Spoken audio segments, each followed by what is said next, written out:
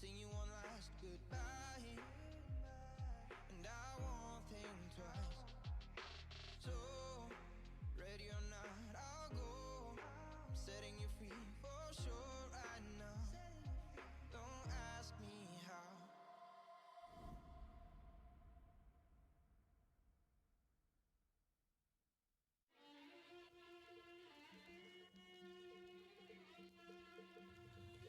Thought I had her in a loose grip, that I take my time. She keeps calling and she just won't quit.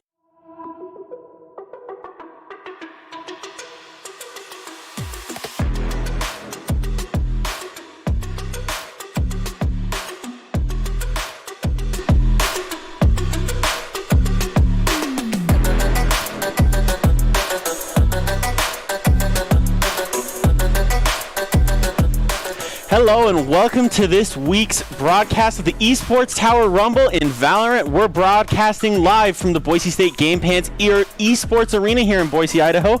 I am your host, Riley Nappy Boyd, and joining me is the fantastic Michael Fisher. How's it going, Fish? Oh, I'm excited to see what's going to happen here because we've got a grand final show tonight that I am pumped up to see. We're going to start with the semifinal, though, first. I'm excited. Yeah, we do have. It is time for this grand final show, like you mentioned. It is our 5th week of the Esports Tower Valorant Rumble. They've been fantastic. Been absolutely loving having these Rumbles going on. Last week, we brought you play from the bracket stage in the first semifinals matchup. Tonight, we will be bringing you the final semifinals matchup, followed by the grand finals of this week's Rumble event. That first matchup is going to be Surge Blue and Landslides, and I'll tell you what, Landslides have been absolutely rocking the competition. Can anyone slow them down? That is the question, and that's kind of been our thing for these esports towers. We saw in the Rocket League as well. There's an absolutely dominant team. The Vipers and the Landslide have kind of taken that. They won last week's event. This is the first time that they can win and qualify for BFC, which we'll talk a lot about tonight for them to be able to play with content creators and pros. And I honestly don't think so because, I mean, we talked to Mr. Memphi a couple weeks ago. Absolutely insane. He added me on Discord just because we were trying to set up the interview. Every time I open Discord, playing Valorant. I'm like, do you even sleep? Like, what are you doing, The man? man's just locked in. Yes. I love it. And that's what sets these players apart. They are so dedicated to these games. And we see so much improvement. Through 5 weeks, we've seen a ton of improvement in these players.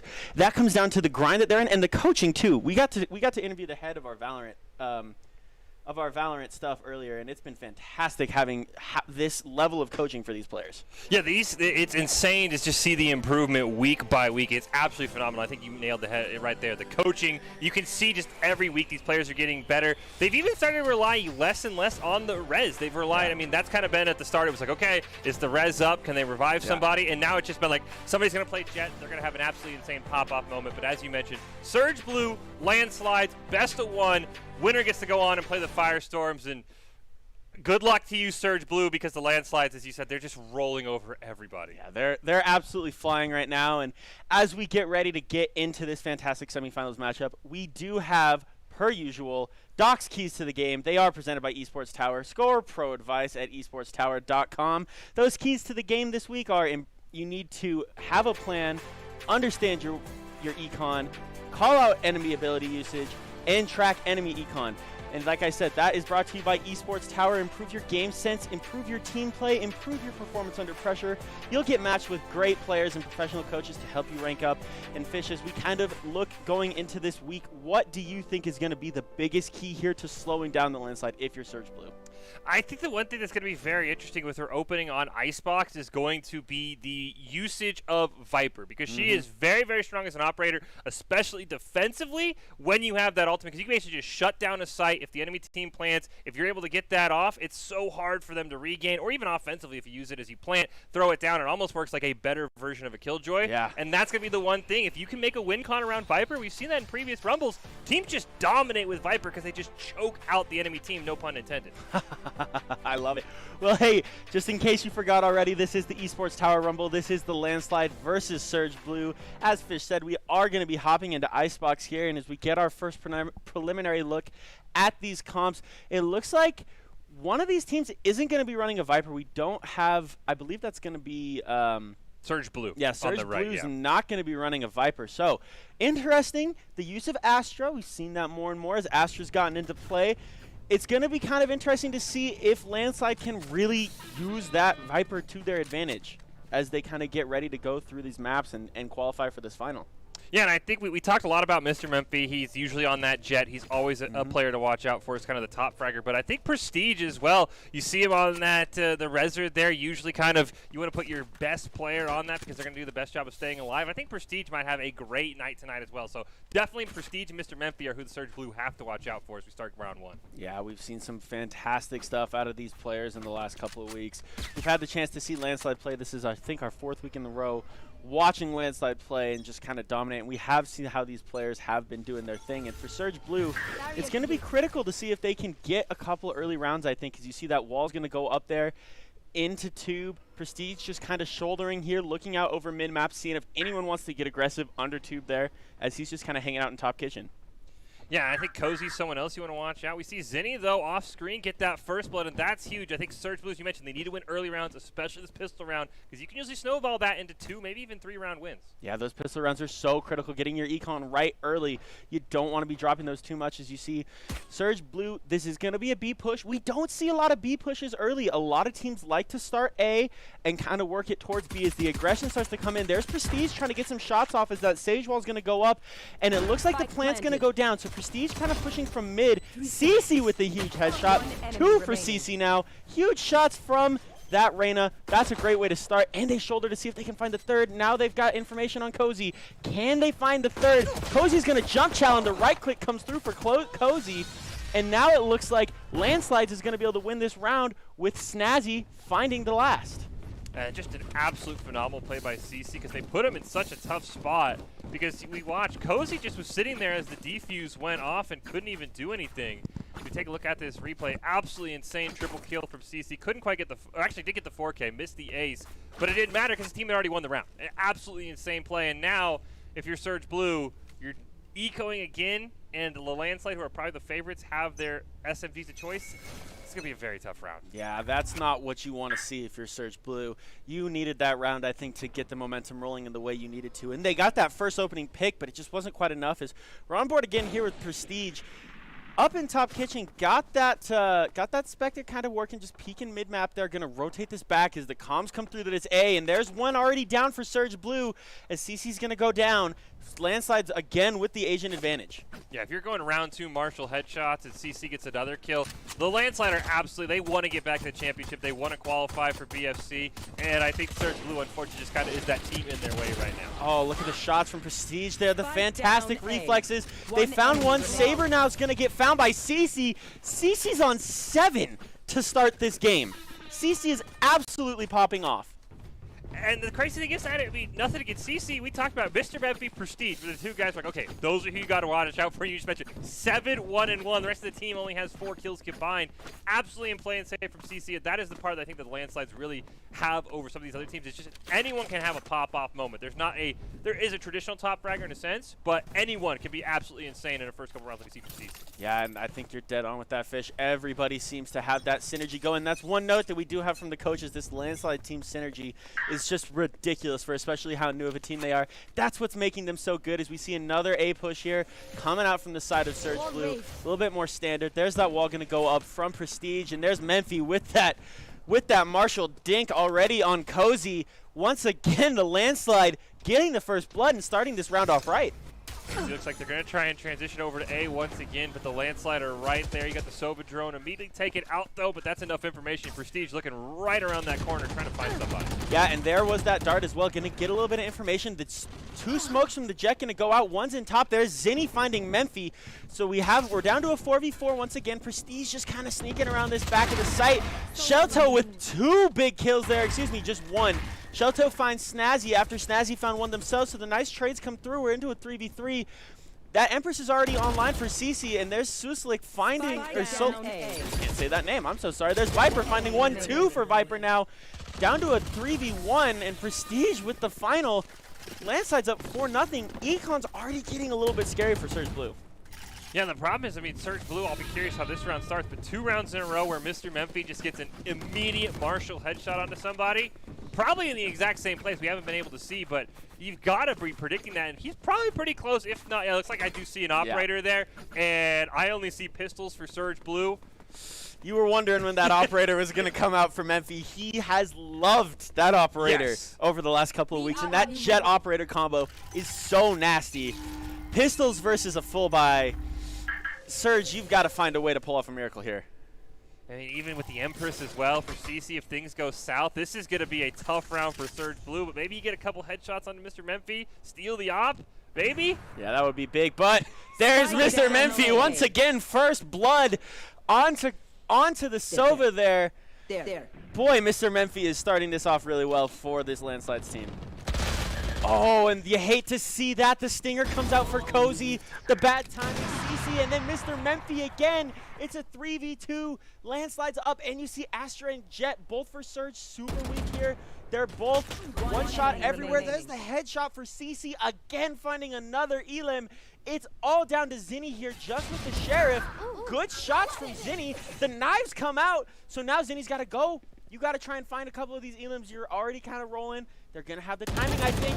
And the knives don't come out, and there's Snazzy finding the Vandal kill on Zinni to close out this round. That was almost impressive. I thought Zinni was going to hit those knives, Fish. If he hit those knives, I mean, there's a chance he wins that, but I do think we're going to see right here, I don't think that Landslide's got the op back. So that is a 5K wasted because I don't think Snazzy was able to get the op back since he was being the target. So even though they didn't win the round, for Zinni, that's about the best play you could have while losing is to take the op off the field. You see Mr. Memphi still sitting on a pistol. He'll probably just knives out and maybe save this round. Yeah, I would imagine that that's probably what we see, that instant knives coming out from Mr. Memphi. Nothing yet, though, surprisingly, as you see a lot of stuff being invested here mid. Now, it looks like Surge Blue wants to try and get a little aggressive mid. We haven't seen that yet. Prestige's wall and slow orb's going to go up mid, so they've got a little bit of a read here. Landslide's already big bringing. Prestige is going to get some damage taken, get the heal off, though, but that's the info that they needed. This is going to be a big push mid. It's going to be who can get this first blood, because it's going to get active fast. Nice pick by Cozy. You heard the shot go off. I don't know if maybe someone did find the op for Mr. Memphi or if they gave it to a Prestige.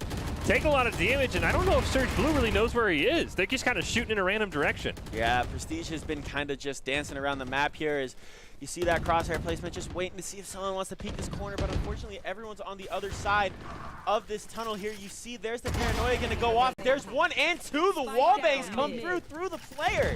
Big shot from Prestige, gonna get found by Saber, and it's down to a 1v1. Saber versus CC. Fantastic matchup. We have seen Saber go off this last week as well, and CC's been absolutely feeling it. Saber's gonna try and get this spike planted in a little bit of a different spot as it goes down. They know CC has to push in from the back, and unfortunately the timing just comes in, and CC's gonna get the op up and get the defuse. CC having a massive start to this game.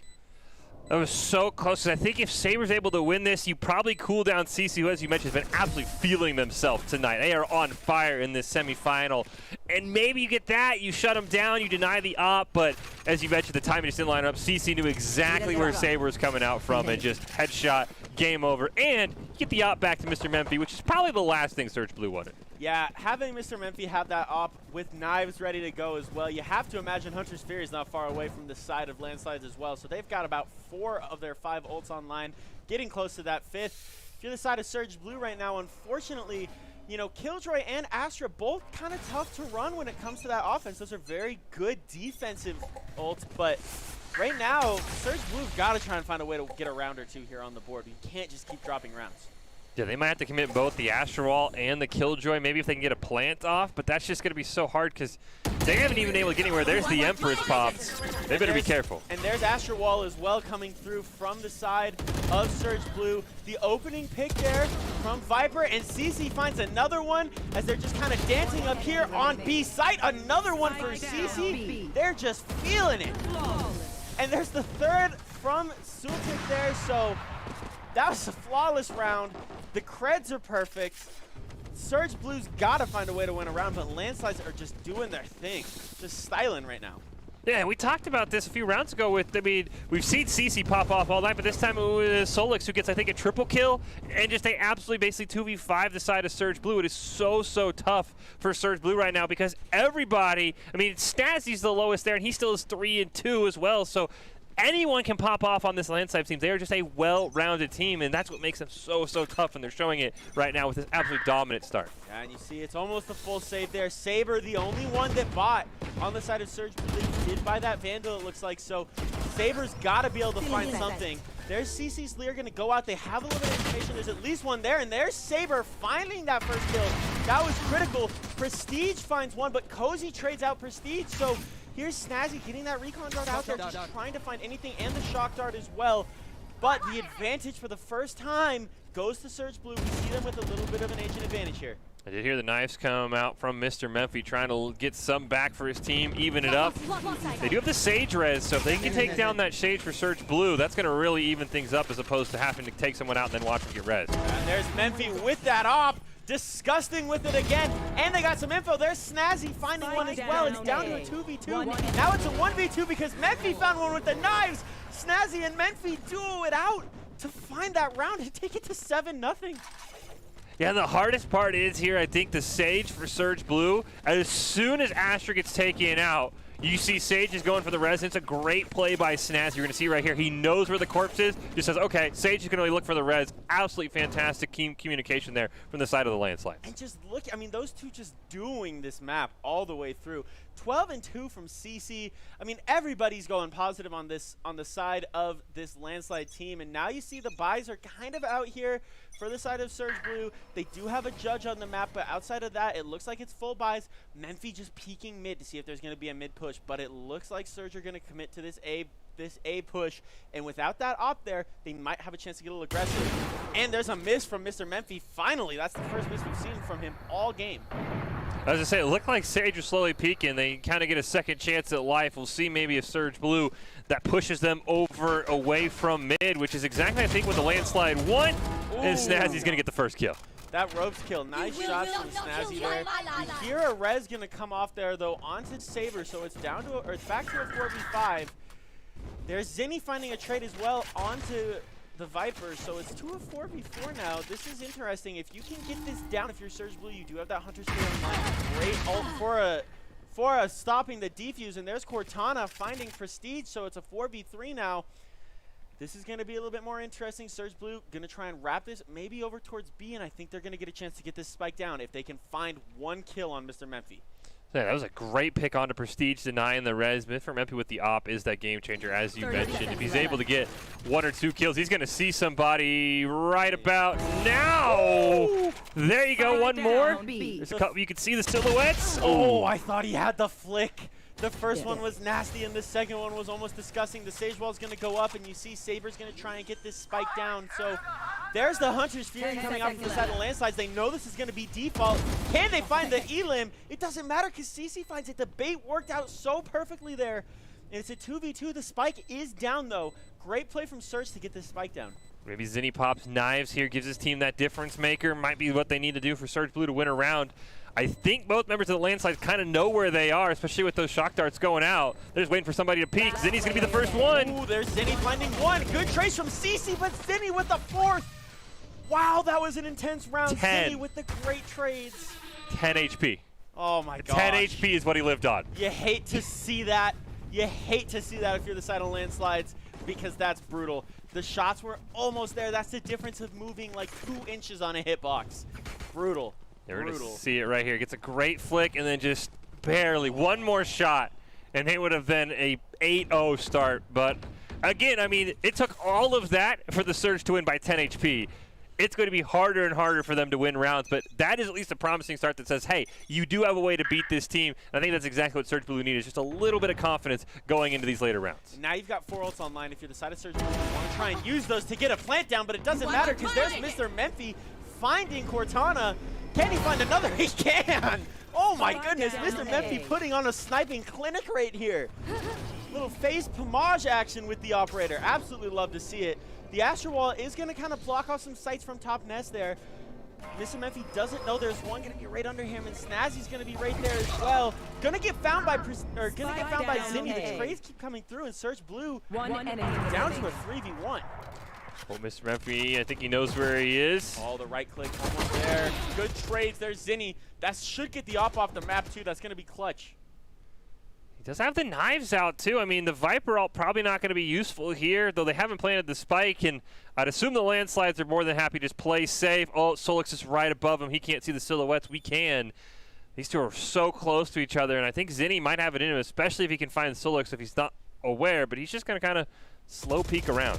I think that right now Zinni's just trying to play to not let anyone get that up for Mr. Memphi. I think they know that that's going to be so critical, and this might be the play a little bit. I don't think anyone expected them to actually come out of sight, especially with the spike down. Landslides knows that spike's down. They can see it. As you see, it looks like they're going to try and pick up that op.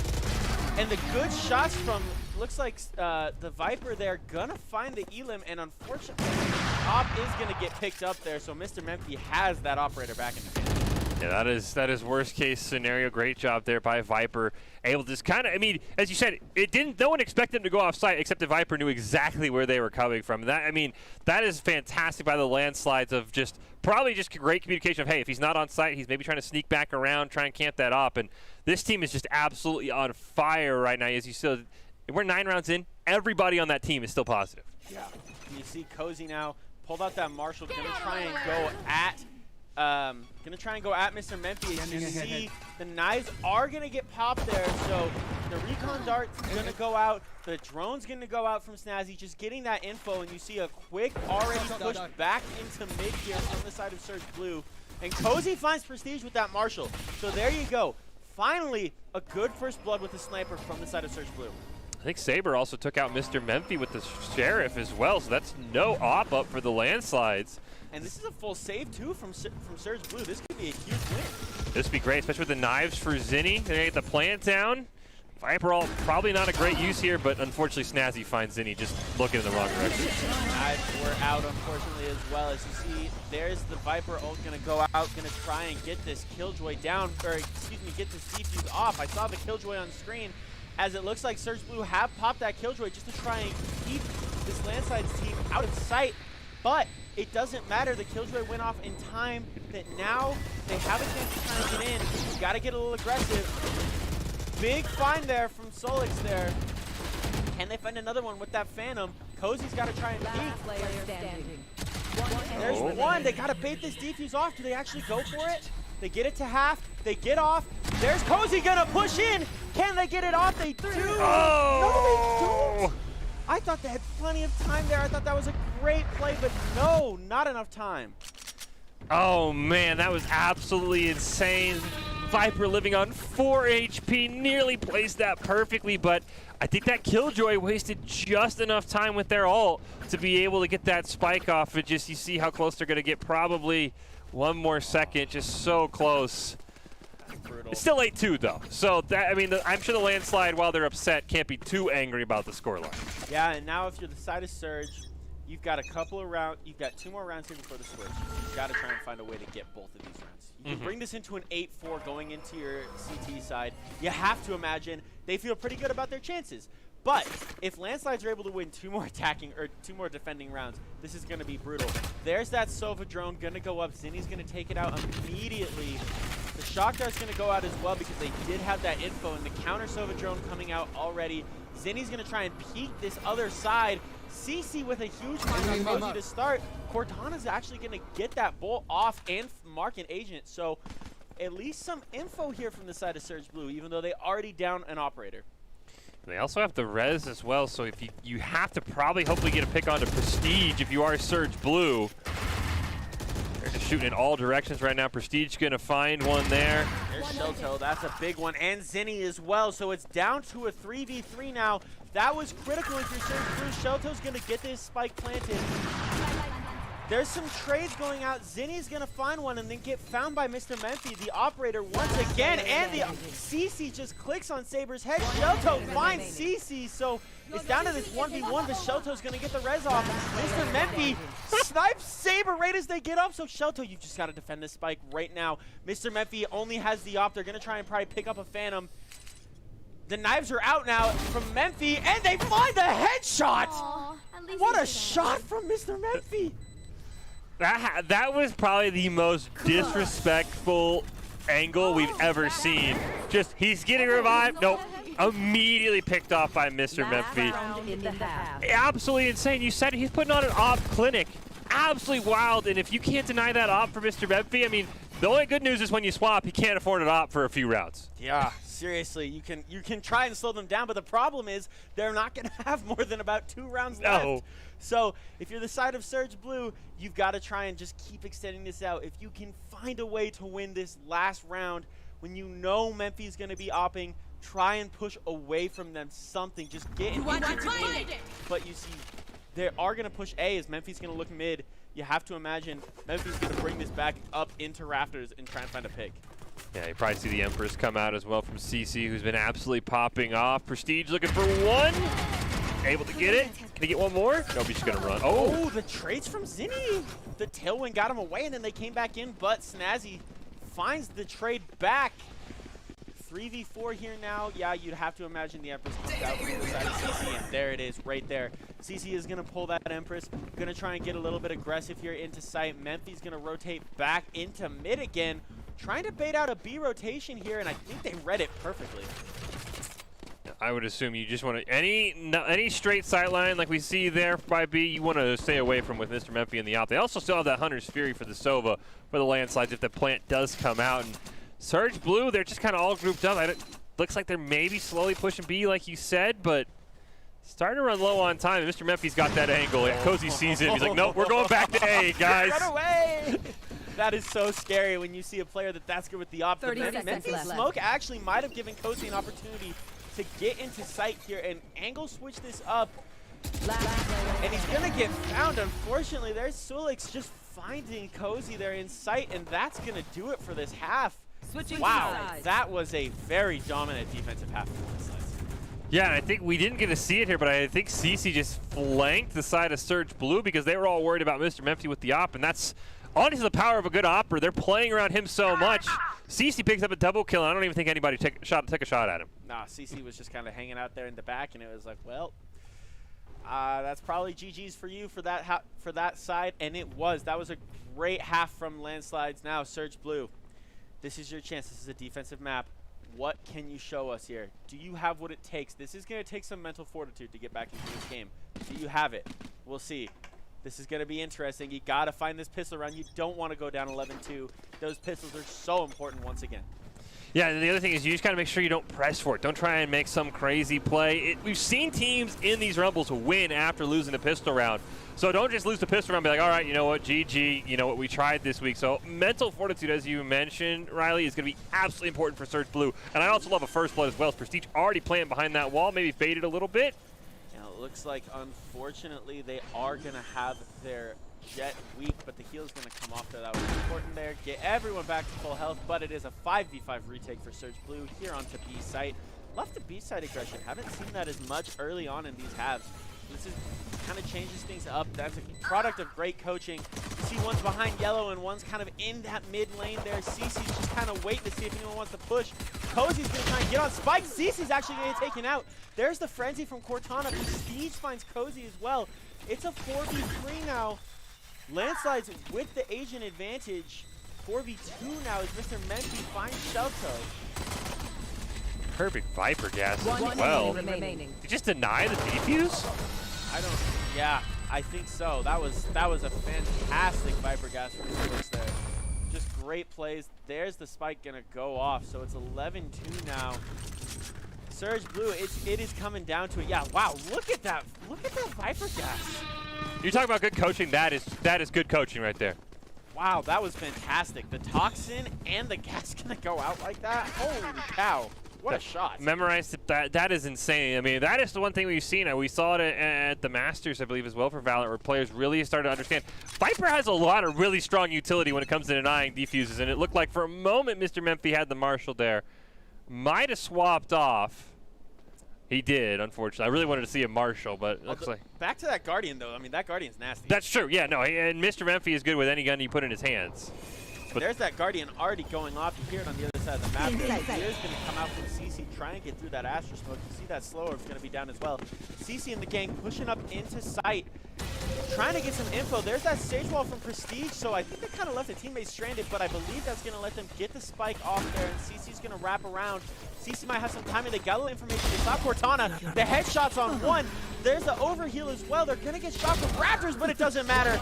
It doesn't matter. CC with the third finally gets traded out by Shelto. Shelto, you had to win that, otherwise that was going to be Sports Center top 10. Memphi with the good headshot to finish it off. What a round from Landslides and what a round from CC. Yeah, the Landslides, I mean, we talked about how, you know, defender favored Icebox could be. They're just absolutely just kind of holding W to a bomb site and forcing a retake from Surge Blue and then denying that retake, especially from CC, as you saw right here, nearly with the insane pop-off moment. Absolutely insane. 21-7 for CC. That is crazy when you have a guy like Mr. Memphi, who's usually getting 1 or 2 kills every round. I don't know how he does it. That is absolutely wild. CC is doing their thing and showing out right now. They want to qualify for that BSC. They know it's right there. They've got their chance. Saber does get a little information mid-map there. And you see that Astra grab is going to go out. Such a good ability if you can use it right. There's so much info to be had here. Everybody's mid. They're going to be pushing tunnel. Memphi finds one. Snazzy finds one as well. It's down to a 3v5. Finally, Cortana trades out Mr. Memphi. That's going to be important. It's down to this 4v2 now. Ooh, another great pick there. Can he get one more? No, he walked into 2 of them, and now it's up to Zinni, who has been great. This is going to be probably the best round he's ever played if he can keep his team in it. Tell you what, that would be impressive, and unfortunately, Attackers win. there's the one-click headshot to finish it out, and the Landslide keeps sliding. Oh my goodness, what a game from Landslide. They win that one 13-2 over Surge Blue. Surge Blue did a fantastic job to get to this week's semifinals. Unfortunately, Landslide just looking so good right now. Yeah, I can't wait to see this grand final between Landslides and Firestorm, but the Firestorms have got to be watching that being like, wait, really? Like, is that who we have to play? Because they're absolutely insane. Yeah, they are cracked. Well, if you want to be cracked like that, you have to understand that going at it alone can only get you so far. Ultimately, if you want to increase your chances of success, you have to level up with your teaming skills. We just saw that in that last game, the whole team from Landslides just popped off. CC doing their thing, Mr. Memphi doing their thing. You can see how talented these players are, and Esports Tower really takes the time to create teams of well-matched teammates. And I'd like to shout out all these coaches because, boy, we've seen some really good coaching stuff as well. That Viper Toxin was fantastic.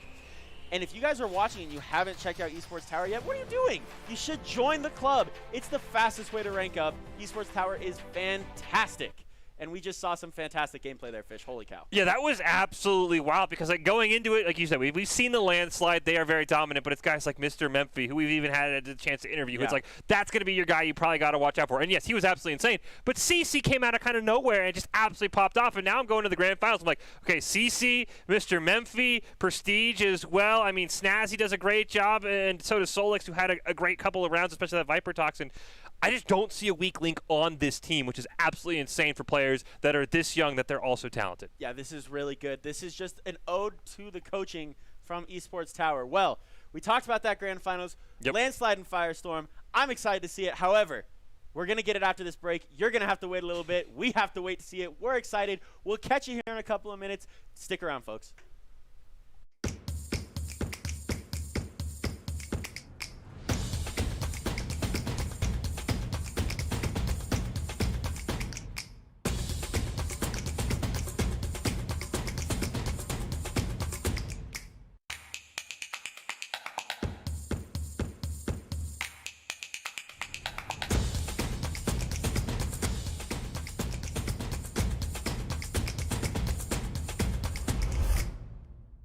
Are you guys ready? I don't think you guys are ready, bro. Here we go. Prepare your ears, chat. Prepare your ears. Here we go.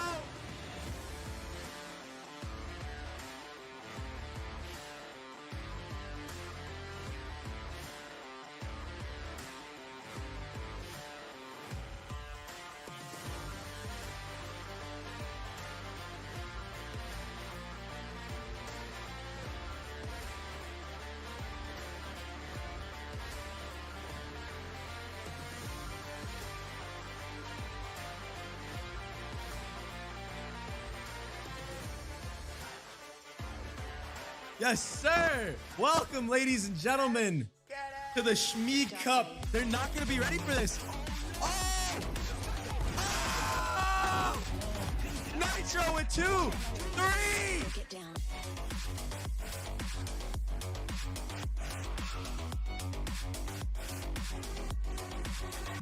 Dark waves.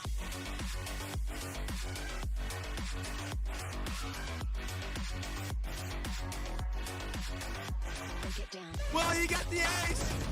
He got the ace to close it. Corey is your first Shmi Cup champion. UFC events, brought in some heavy hitters to support this tournament. I hope you guys enjoyed it. It was the first Shmi Cup. Hashtag never alone,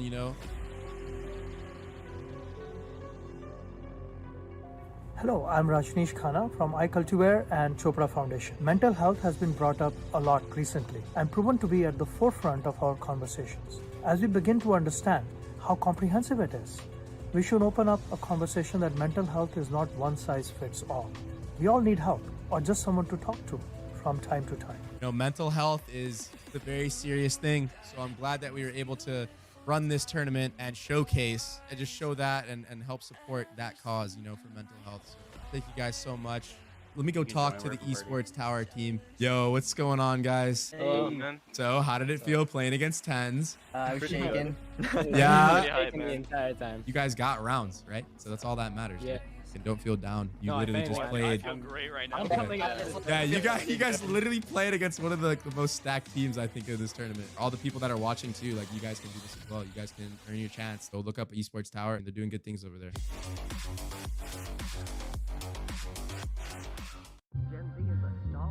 The news says Gen Z is struggling. I've got news for them. I wait tables, but last week I built a field hospital. I put out a forest fire. I stopped 1,000 attackers. And a natural disaster. I've saved lives. And led a team on patrol. I serve. While I go to school full time. While I work full time. The greater the challenge, the stronger we become. I don't know.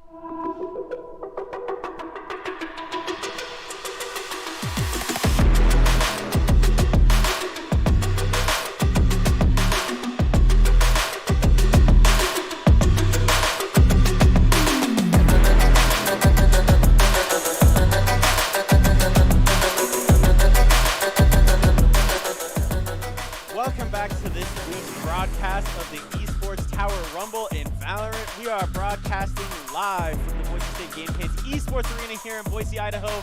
And it's time for the best of 3 grand finals between our reigning champion, the Landslides, and the challenger, Firestorm. We've seen some great gameplay out of both of these teams as we've gone into this week, but Fish, after you just saw what the Landslide did, you saw how good they can use different agents throughout this. Firestorms have got to find something new. They've got to find a new quirk, right? Yep. What do you think Firestorm's first kind of initial wrench that they're going to throw into this is? I think the biggest thing is going to be, and it's very, very hard, is going to be shutting down Mr. Memphi because, as we talked about, he's absolutely insane. We saw it on Icebox. He's also the team leader. He is the IGL, from what I've been told, for the Landslide. And it's very, very hard because usually if you're the IGL, you have a great mental. If you can tilt the IGL, though, you can get him kind of like, man, I can't believe I'm not hitting these shots. I can't believe I can't get my op going. That can kind of start to affect the rest of the team because then your IGL is not making good call-outs. So if you can tilt Mr. Memphi, which I would assume is very, very hard, I'm sure he's coached on it a lot, that is probably your best bet if you're the Firestorm, is get that IGL tilted. That ruins the comms. And at least from my experience, whenever the IGL of my friends gets tilted, everything just falls apart. It's just you're screaming at each other. You're not focusing on the game, and that's probably my best advice. You never get tilted in games, though, Fish. No, I never get tilted. It's always my friends, and they're just I'm like guys, and they're like they're screaming, they're yelling. So I don't think Mr. Memphi's like that at all. But that would be my biggest advice. If you can tilt I love tilt. Tilt's like my favorite thing to use as a weapon, if you will, in games like this. So if you can tilt the IGL, maybe you have a chance if you're Firestorm. But I've been told, by the way, Icebox, the Landslide's worst map. That's, oh my gosh, that's hard to believe. But if you heard it, it's probably true. You've got the sources. Well, you see there on the screen. Well, we did just have it there on the screen. It is the Firestorm and the Landslides in this grand final. And going into this grand final, it's an opportunity for these teams to qualify for the BFC Valorant event next coming up, which is going to be fantastic. We love these players getting those opportunities to play against those pro players like TenZ. We saw TenZ in the promo there. That would be crazy. Going into this game, though, we do have, once again, our Doc's keys to the game, which are so important. And in Valorant, you need to make sure you have a plan. You understand your win conditions. You understand the ability enemy usage of their abilities, and you have to call them out, and you have to track their econ as well. Those keys are brought to you by Esports Tower. Improve your game sense, improve your team play, improve your performance under pressure. You'll get matched up with great players and professional coaches to help you rank up. We saw early, they told us earlier that this Landslides team's like new. Yeah. Like if they're already getting matched up together like that and they're this good, imagine what they could do for you, viewer out there who's watching, who's probably disgusting at Valorant and could dominate anyone in this studio right now. Imagine what they could do for you. So make sure you head over to esportstower.com. Get signed up, get checked out, because boy, we get to see some fun stuff. And as we head into finally our main event for this this week's Rumble, it's going to be Landslides, it's going to be Firestorm, it's going to be really fun. Landslides are the returning champion, while Firestorms are the challengers. We're heading into Icebox once again. Yep. You said it's Landslides' worst map, but can they be slowed down by this Firestorm team? It's going to be very, very tough. I'll be curious to see how much information the Firestorms were able to maybe gather from that last semifinal, because if you kind of realize, okay, Mr. Memphi's going to want to peek long, if you can avoid long, maybe get a couple of picks, Mr. Memphi's going to have to rotate over. They are, I think, very, very aggressive, and Valorant can be very, very punishing at times, usually players like myself who refuse to crouch walk if you're very, very aggressive. So that would be maybe where they're able to punish him, but I mean, you look at this side of the Firestorm there, they're definitely players who we've seen in past Rumbles who are very good. El Boof has had some insane pop-off moments. Yeah. Dotbot has had some insane moments as well. Cool Guy Fire and Yumi Cake are a couple of people as well that I recognize that have had great moments. This is a very, very talented Firestorms team, and I think can match that 1v1 potential, but I think it's going to probably come down to Cool Guy Fire versus Mr. Memphi. They're both on the Jets. They're probably both the oppers for their team. Maybe if Cool Guy Fire gets 1 or 2 on to Mr. Memphi, that might start to swing things a little bit. Yeah, I'll tell you what. This is probably I think this is the first time that we've really had a non-upset on the way to the finals. I think we get the 2 top teams right now in these Rumbles. Both these teams are nasty. I think we have a lot of really, really good teams. But right now, I think Landslides and Firestorms are on a whole new level, and I am really excited to see how this works out. We do get a Viper v Viper, which is going to be interesting.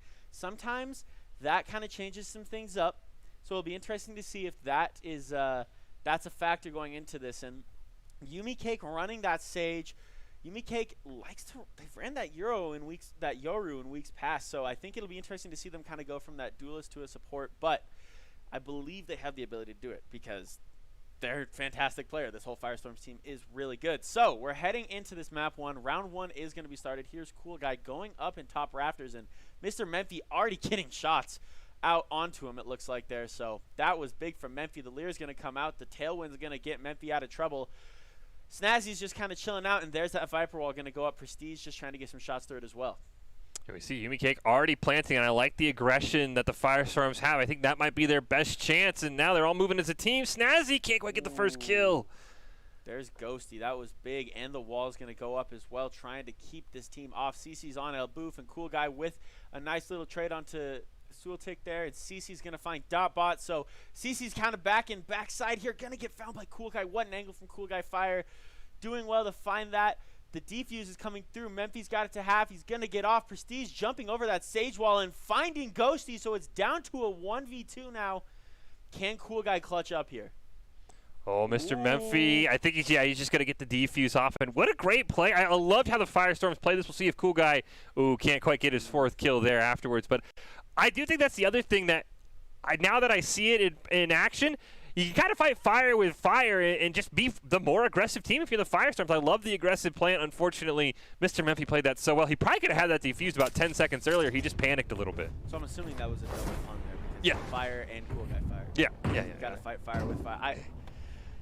That just goes above my head when you say it. You're just smarter than me, Fish. That's just how it is. And look, Mr. Memphi already has that Marshall out. The snipers are Mr. Memphi's thing. They are cracked with them. And you thought for a second there that Dotbot was actually going to peek it. But no such luck. Memphi did get some info, though. just kind of chilling out here in this A site. CC's going to try and run back around as well. Memphis is getting all sorts of control here, though. Yeah, and I don't think they've seen him either, so they don't know that he's holding that angle all by himself. They've got to be very careful with that Marshall. And there it is. Yep. Right on cue, and it's fantastic for Mr. Memphis. He's insane with these snipers. Op, Marshall, he doesn't care. Yeah, put a sheriff in his hand. Probably outgunning a lot of ops in this game. There's CC finding Yumi as well. The overheal's going to come through, but it doesn't matter. The frenzy from Dotbot. Mr. Memphis trying to get a crazy flick mid. No luck. They're going to have to drop back a little bit. Here's Sulix there, kind of mid as well. Back into the spawn a little bit. Snazzy's going to get pushed up. Prestige as well. This is a great read, knowing this is going to come back B. That's one thing that Landslides have done so well, is read the wraps. They've done a fantastic job. The spike's going to go down. And unfortunately, Prestige is going to find Ghosty, and Dotbot's going to go down as well. Landslides just went to the library, checked out the book of the Firestorms, and read it so perfectly. And this is what they did against Surge Blue so well with Mr. Memphis. He gets that headshot at A, and so the Firestorms say, okay, we've got to rotate over to B, and they immediately pinch them on B. They don't even let the spike get planted. And that's how they dominated Surge Blue, and that's how I think the Firestorm have got to figure out. If you get picked by Mr. Memphis, and someone will get picked by Mr. Memphis more times than not because he's absolutely insane, do you commit to the A and hope you can maybe find a different angle, or do you push back to B where the Landslide and the rest of the team are kind of waiting, saying thank you for coming right to us? That's the hardest part of what I've seen on Icebox. I don't know how the Landslide think this is their worst map. They're absolutely cracked on it. They're nuts. That's a great shot from Yumi there. The one-click strafing to the right. Big shot from Yumi to find an early one. The Lear's going to go out. Here's the aggression from the side of Firestorm. The wall's going to go out for Yumi as well. Unfortunately, it didn't quite work out the way they wanted, but the spike is going to go down. Cool Guy's going to find Prestige. It's a 4v2. This was big. Cool Guy's going to just kind of drop back along with the rest of their team. Get in rafters here. Wait to see if anyone wants to get aggressive, but Firestorms with the spike down are in a great spot here. I was curious if the Landslide, I mean, they might just want to back off and keep their guns since they did have advantage, and now with Sulix getting taken down, CC probably better off just running, maybe tries to find an exit frag and just saves to at least kind of hold one AR for the team. Yeah, CC's going to get on out of there. That's the right decision. I think you see them wrapping all the way back over to the C side. They're going to get kind of chased down. It's going to be interesting to see if they can stay alive. You figure there's going to be some shots exchanged over there on this site. If anyone going to find anything. And Dotbot actually does find CC. So that is super unfortunate for the side of Landslides, because now you lost everything. Yep. You lost the round as well. The Econ is actually swinging back a little bit towards Firestorm. If you go down 2-0, Econ kind of bounces. Then Firestorms finds a complete round win with a total wipe. That's an important round win for Firestorms. That is what changes from the last time that we saw this Landslide play. Yeah, and when you do run out to try and save, you get taken out after the bomb, after the spike goes off. That's even the worst part. And I will say, I can see where the weakness in the Landslide's gameplay is, because as soon as Mr. Memphis got taken out, they didn't have that cover on A anymore, and they just kind of got rolled over. So now that he's not going to maybe have a Marshall, their strategy might be a little bit harder to hold defensively for the Landslides, and Firestorm might have a chance to kind of run over them. Now here's the bait push B. I like this from the side of the Firestorms here. They baited this B. Now they're going to wrap it back to A. They're going to be holding off Landslides pushing in. There's Cool Guy finding another one after Memphis finds one. Cool Guy does trade out Memphis, so it's a 3v3, but you have to imagine Firestorms are going to be in the advantage. They're going to be stopping this wrap in, but the thing that they don't know, Landslides is wrapping this back through their spawn. They're going to be getting hit from the back, maybe? No, they're pushing up through mid. They had the flank if they wanted it, but they didn't take it. I think if Yumi's able to get one more kill, if it doesn't matter this round, he will have that res online in case things do get a bit spicy. But Yumi, he got a kill in that location. He read that perfectly. Sulix, 2v1, just not enough. Not quite.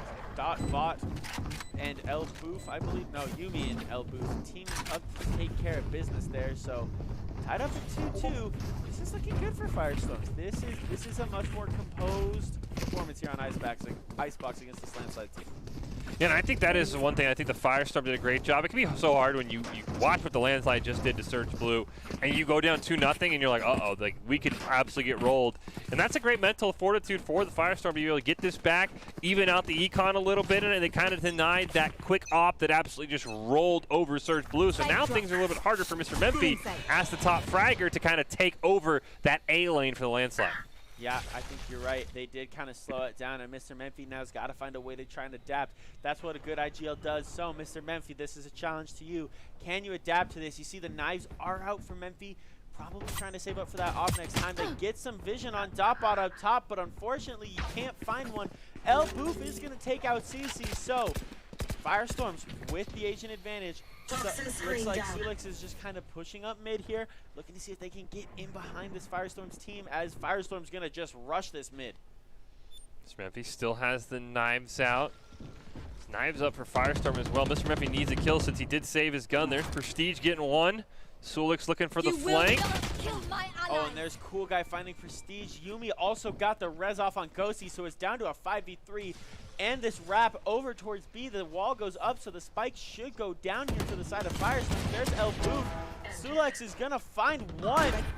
Dotbot's going to find Snazzy, so it's down to this 4v1. It's just Sulix versus the world here. If he had anything but a Sheriff, he could have easily held B by himself. He gets one before he gets taken out, and that just really came down to the econ of losing 2 rounds in a row. And Sulix had a great flank, but you saw there it took him about 2 or 3 shots to try and take down Yuumi. We see perfectly right in the replay. If he has a Phantom or a Vantal, I think he maybe kind of wins this by himself, because nobody knew he was over there. Yeah, and this was really a delayed push from the side of Firestorms. They kind of all came in like 4 different waves, and it was just kind of like, all right, here's one, here's one, here's one. And I think you're right. Anything else besides that Sheriff probably wins that round. And they had no idea he was there. It does look like it's Cool Guy's fire turn to bring out the operator. We'll see if he's maybe to shut down Mr. Memphi. He didn't buy, so Mr. Memphi might be close to an operator. Yeah, you would imagine that's the case. However, Memphi does not have those knives out. Mr. Memphi did use those last rounds, so that's going to be a little interesting. The ghost on the map from Mr. Memphi or something to the sort. Excuse me, wait, how did Mr. Memphi get knocked? I thought he didn't buy. He had 3,500 last round, didn't buy. There we go. Save, yeah. I see what you're saying. So Mr. Memphi does have that op. So it is going to be an op v op here over in this A site, which we do love to see. Makes it fun. El Boof trying to get some shots onto Snazzy there. And El Boof is going to get taken out by Mr. Memphi. The aggression there from El Boof does not pay off. Memphi with a great flick onto El Boof. It's a 5v3, and Firestorms, you might have made the mistake that so many have made, which is giving Memphi the op. Yeah, we haven't even seen Cool Guy fire. I don't think I've heard him take a shot. And now he's going to get taken out, so now there's no op. They're going to get 2 ops. I don't know if they're going to want to go with the double op play. Very few teams do, but to deny an op and for Mr. Memphi to get 3 kills with his own, that is a huge momentum swinging round for the Landslide. Yeah, that was big because Firestorms were looking good, and you did the thing. You did the thing. You gave Mr. Memphi their favorite gun, the operator. That's bad news bears because, I mean, just so good with the operator. So good with the operator. It's crazy.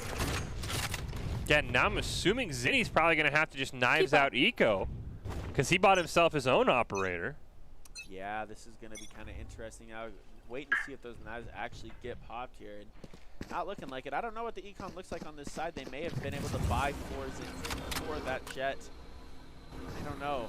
It'll be interesting to see what happens here. As you see, it's kind of this B push here, and CC's going to have a ton of info and screaming at the teammates, get over here, they're all here. Ooh, Empress gets popped for CC. The Viper ult's going to go as well. CC's going to get found by Yuumi. Ooh, that's big, shutting down that Empress, and now you've got a chance to get this spike down again if you're Firestorm. You have to have Viper ult, though. Yumi's going to try and plant it. There's the Hunter's Fury. He's just got to plant through it. Got it off. That was clutch, getting that off Yuumi. Yeah. It's this 2v3 now, and there's Mr. Memphi. Or there's Cool Guy Fire actually with the op as well. That's super important to get that. And El Boof takes out Mr. Memphi. Huge, and El Boof finds one on site. So now it's just a 1v1, and Snazzy with the clutch onto Cool Guy Fire. The op goes off the map again for Firestorms, and they're going to pick it up for Mr. Memphi. So that is important. Yeah, that was an absolutely insane round, and the Firestorm have been playing just out of their mind. I did not expect after our semifinal on this map that the landslide would have much of a challenge, but this game is incredibly close, and this is the thing though. Snazzy, we saw him do a little bit. Gets a 3K in a round that matters the most right there. That is the biggest thing about the landslide, is just it feels like anybody on that team can have a pop-off moment any single round, and that's just so hard to stop. Because I mean, nothing against Ghosty. We haven't seen him get a 3K. He gets the recon, he gets the intel for his team. He needs to have that 3K moment to be able to kind of match what the landslide can do, which is what anybody can pop off. Yeah, that's true, and it's kind of hard sometimes with that Sova character. It's hard to get as aggressive. You just get so much information. Getting aggressive is hard, but Fish is dead on. You got to find a way to get in and kind of help your team out a little bit. There's Cool Guy getting that smoke down. More aggression onto the side of A here from the side of Firestorms. Love to see that. The spike is going to go down, and El Boof has pulled Empress. So Firestorms investing early into this round. You saw Mr. Memphi had that off. Snazzy's gonna find Cool Guy and Yumi as well. Huge now. Unfortunately for them, El Boof still has that Empress up. CC's gonna be looking to try and get any information. Memphi's just kind of dancing around this Viper smoke. The defuse is gonna get started by Sulix there, but I don't think it's gonna really happen. One enemy remaining. And then it all of a sudden gets down to a 3v1. Oh, just can take the op off. Gets the overhealing. Ooh, big win from El Boof. Can they find the last? The knife's out. Oh, they did it! El Boof with the huge plays with the knife to finish. Well done, El Boof. Holy cow. That was insane. I didn't think they were going to do it. I was like, hey, you know, maybe he'll get one, but he takes the op out right there, which is huge. I don't know if Snazzy was ready for that. He just kind of muzzle stuffs him, and then this is absolutely huge. I think he'd taken enough time off to where the defuse would be hard, and then just knifes him for the ultimate disrespect, the 4K, and huge play by El Boof. He was kind of the, when I saw the Firestorms roster, was reminded, I was like, okay, El Boof's probably their kind of top fragger. Absolutely huge round from him right there. That was fantastic from El Boof. The 4K to take care of business, keep this game on level terms. There's the recon dart going to come out, so it looks like there's going to be some information gained from the side of Firestorm. Knives is going to be popped here, and from both sides, both Jets. Great headshot from Memphi. They've been cracked with those knives as well. Yumi's going to be right there planting. El Boof finds a trade. This side is getting active. Dotbot's going to find CC. El Boof's just trying to find something around the stage wall. The spike is going to go down. It's a 4v1.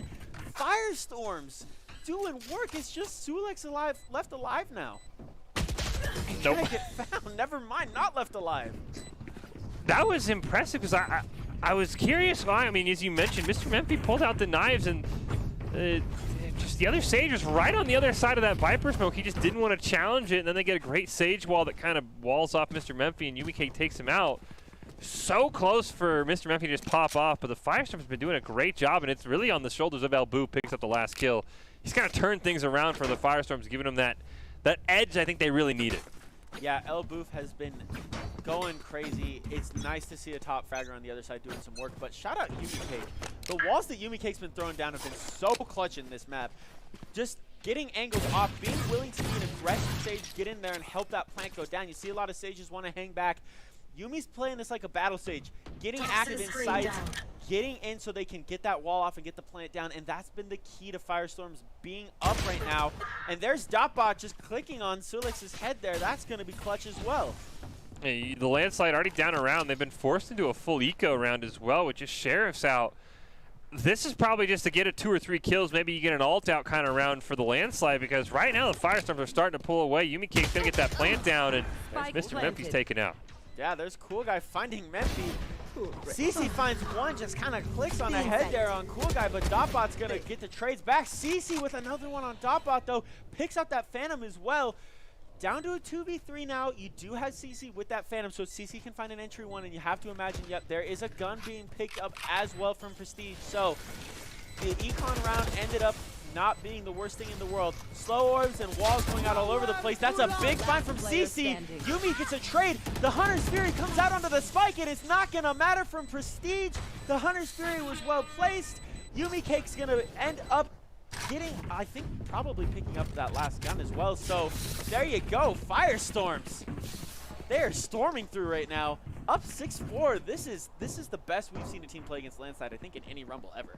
Yeah, this is fantastic, and it's a great job by Ghosty using that Hunter's Fury. I was curious if maybe Prestige would want to commit that res and turn it into a 3v3, but probably just figured they didn't have enough time on the clock. But Matt might have been the difference maker, because it can be so hard for Sages to get value out of that revive.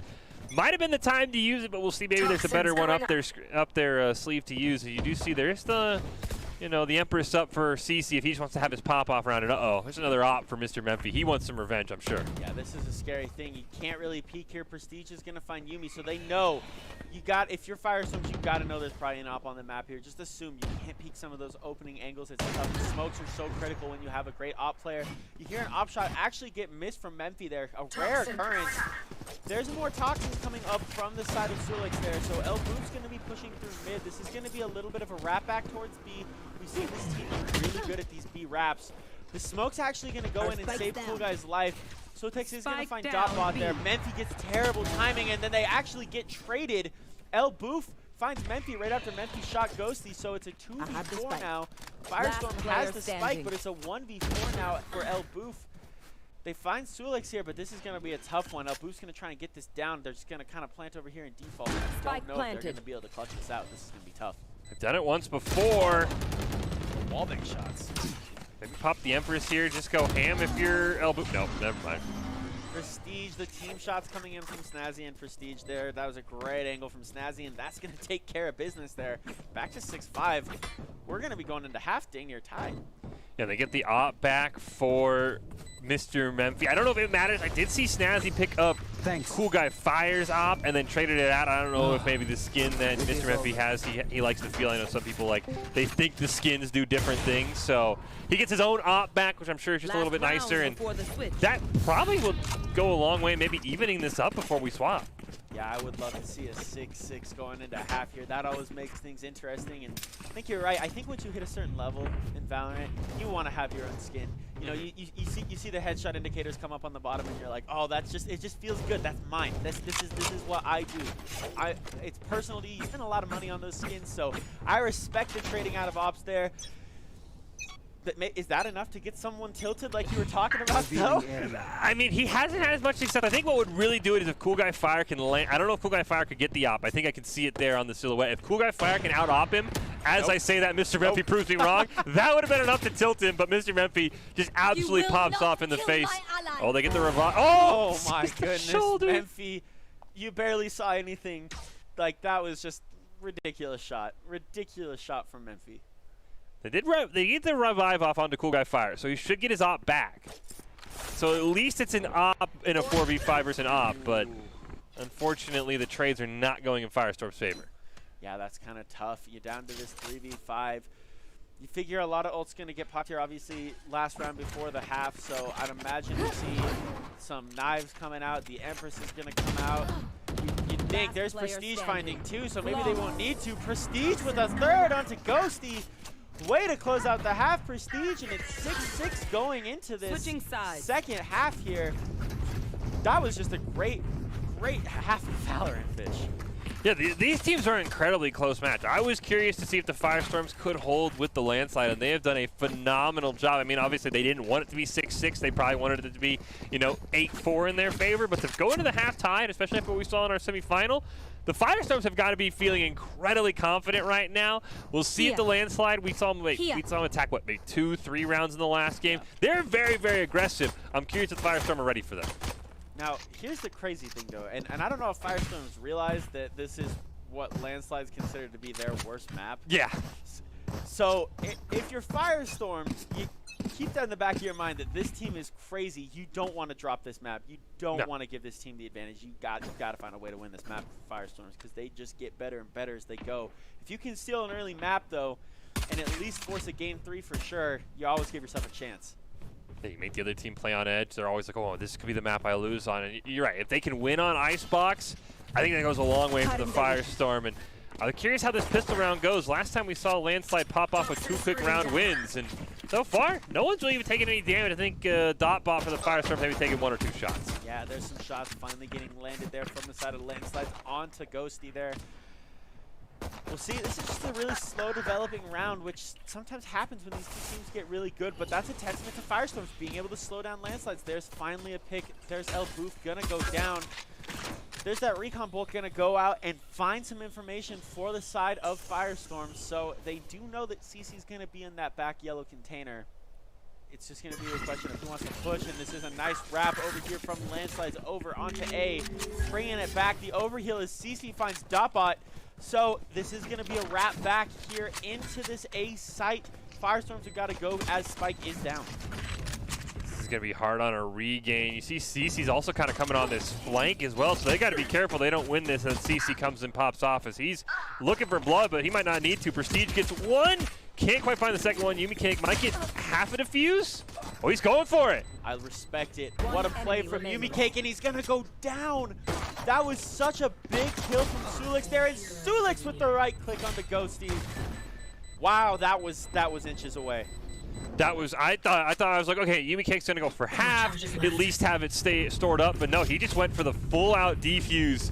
Great job by Sulix to be able to get that kill. Ghosty nearly popped off with a double kill himself.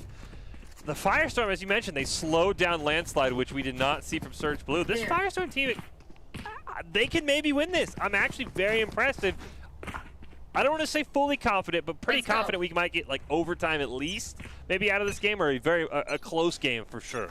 Yeah, it's been very impressive from this Firestorms, from the side of the Firestorms. I mean, they are the underdogs, quote-unquote underdogs here, but I mean, there's so much talent here on this side, so it'll be interesting to see if they can kind of continue that on. There's CC finding El Boof, but getting traded out. Sulix is going to find Ghosty. Ghosty started to show a little bit something the second half. We were asking for Ghosty to do something. They're starting to go. Spike is going to start to get planted. It might have taken a little bit of a bait. Now it's going to go down fully. Firestorms have got to find a way to retake this site in a 2v4. This is going to be kind of tough. And talking about Ghosty, he was added to the roster this past week, so that's always kind of hard trying to fill in your role on a new roster, especially if someone's important as a Sova, trying to figure out what the calls you like. Mr. Memphi picks up one. Cool Guy Fire gets one back, though. 1v3. Maybe he can pull the El Boof and get the 1v3 clutch. It's going to be very hard on that Jet, though, not having that healing that the Reyna has. So this is going to be a lot harder than what we saw earlier for El Boof to kind of maybe get Firestorm into 7-7. Yeah, you guys trying to fly into sight, and unfortunately the timings just were not on their side there. And going to an 8-6 here, that's the first 2 rounds for Landslide. That's 3 rounds in a row for Landslide, actually. So that's some momentum here if you're the side of Landslides. That was big. And we talked about Firestorms feeling like they needed to win this map. This is not the way you wanted the second half to start. No, not at all. And I will say that has to be the most frustrating thing in Valorant with those, sort of gun animations. Every time you swap, we saw Cool Guy Fire get caught swapping guns. He's got to, load the chamber and you just get taken out. That's always the most frustrating. You're like, okay, I got to run fast with the knife. You swapped your primary. You're like, oh, there's an enemy. And now I'm down. Yeah. It's just so tilting. This is such a feel-bad moment. It really is. You're like, okay, next time, I'm just going to run forward with my Phantom out. I don't care. Who cares if they can hear me? WWW. Just run through the smoke. They'll never know. I love it. And you see there's the shots coming out. You heard the Sheriff getting busting over there. Right now, Yumi's just kind of getting up into that spot. Great tracing from Yumi there.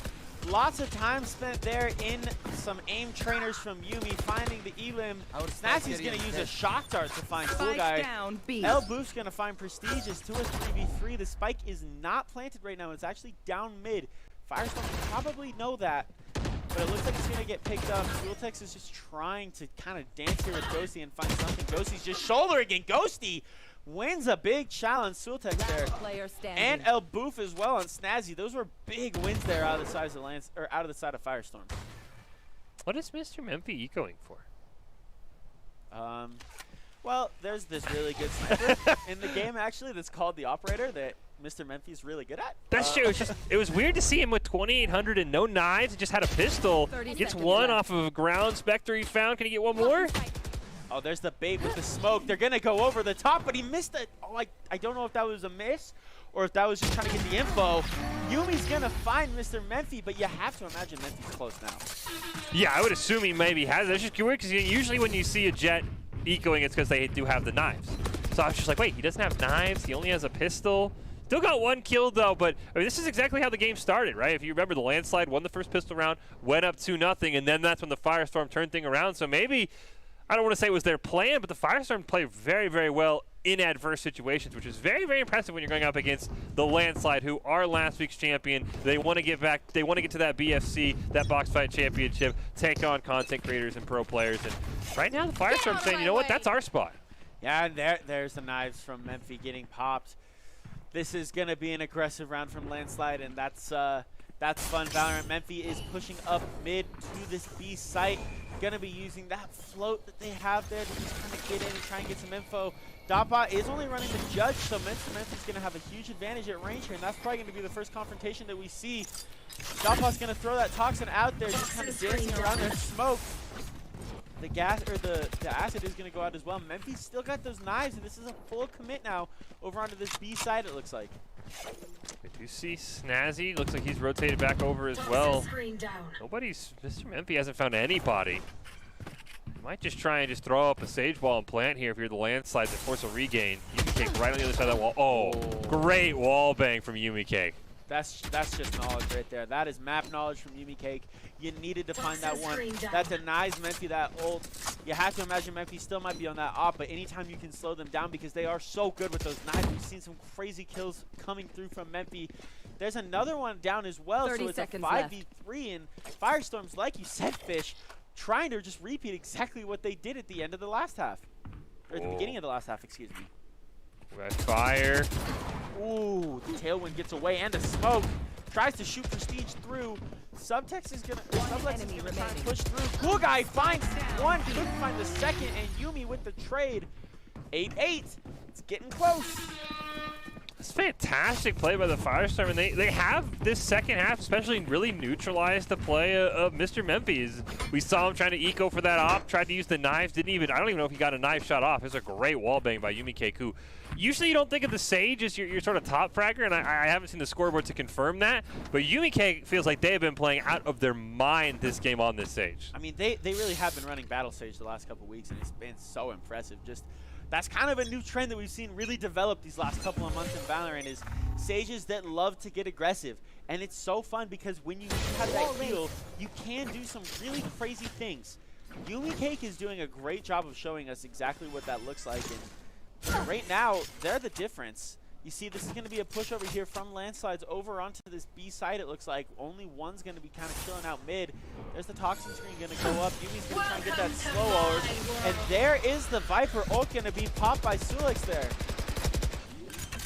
And we see the spike's going to get planted by Prestige, kind of force that regain onto the Firestorm and Mr. Memphi. There's his pop-up Bobit, gets a double kill, and now it's up to Ghosty, and this is going to be so hard. Uh-oh. Not even close. That's brutal, man. That feels bad. Mr. Memphi just looking right there. Just a head click there, unfortunately. But hey, shout out to Firestorms. They've kept the op out of Memphi's hands for a lot of this round here. This is 5 rounds in a row now where Memphi's not gonna have the op. I mean, obviously the Vandal's just as dangerous if you can click headshots, but that's a huge win for Firestorms, I think. Yeah, I mean, it did come at the cost of that Viper ult, especially when, there was no one from Firestorms close to B. That regain into that Viper ult so hard. So that felt like one of those rounds that was very Landslide favored. So now we'll see with the Firestorms. They have the 4 ults. They have a slight ult advantage. They can use that to maybe win this round as they get a great pick onto Mr. Memphi. There's El Boof, once again, being a top fragger and an entry fragger like we've seen before. They're so good at that. And El Boof just getting in, getting that time, and they heard the tailwind coming out from Mr. Memphi. Cool Guy's going to just kind of be rotating around with that Bullfrog, just trying to get some info. But Yumi just looking out over that angle. They know that the op is not on the map, even though CC is going to get that res off on Mr. Memphi. So that's unfortunate. You did all the work to find Memphi, and just they don't die. Great. I think one of our few Sage reses we've seen, and we'll see if El Boof's able to maybe get one more kill. Maybe has the Empress as well, but the Landslide are, a little confused. They tried to rotate back A, they decided to go back. Dotbot does get a great pick with the Judge. Landslide kind of all over the place right now. Yeah, and there's Snazzy finding Cool Guy. Unfortunately, you hate to see that. El Boof's gonna get taken out there as well, and Ghosty's gonna find a trade, so it's a 3v2 now. Landslide, they don't have the spike down. Cece's gonna go down as well. It's all on Memphi, 30 who was seconds res left. earlier, so no shield for Memphi, just at 100 health. No healing, obviously, on the map.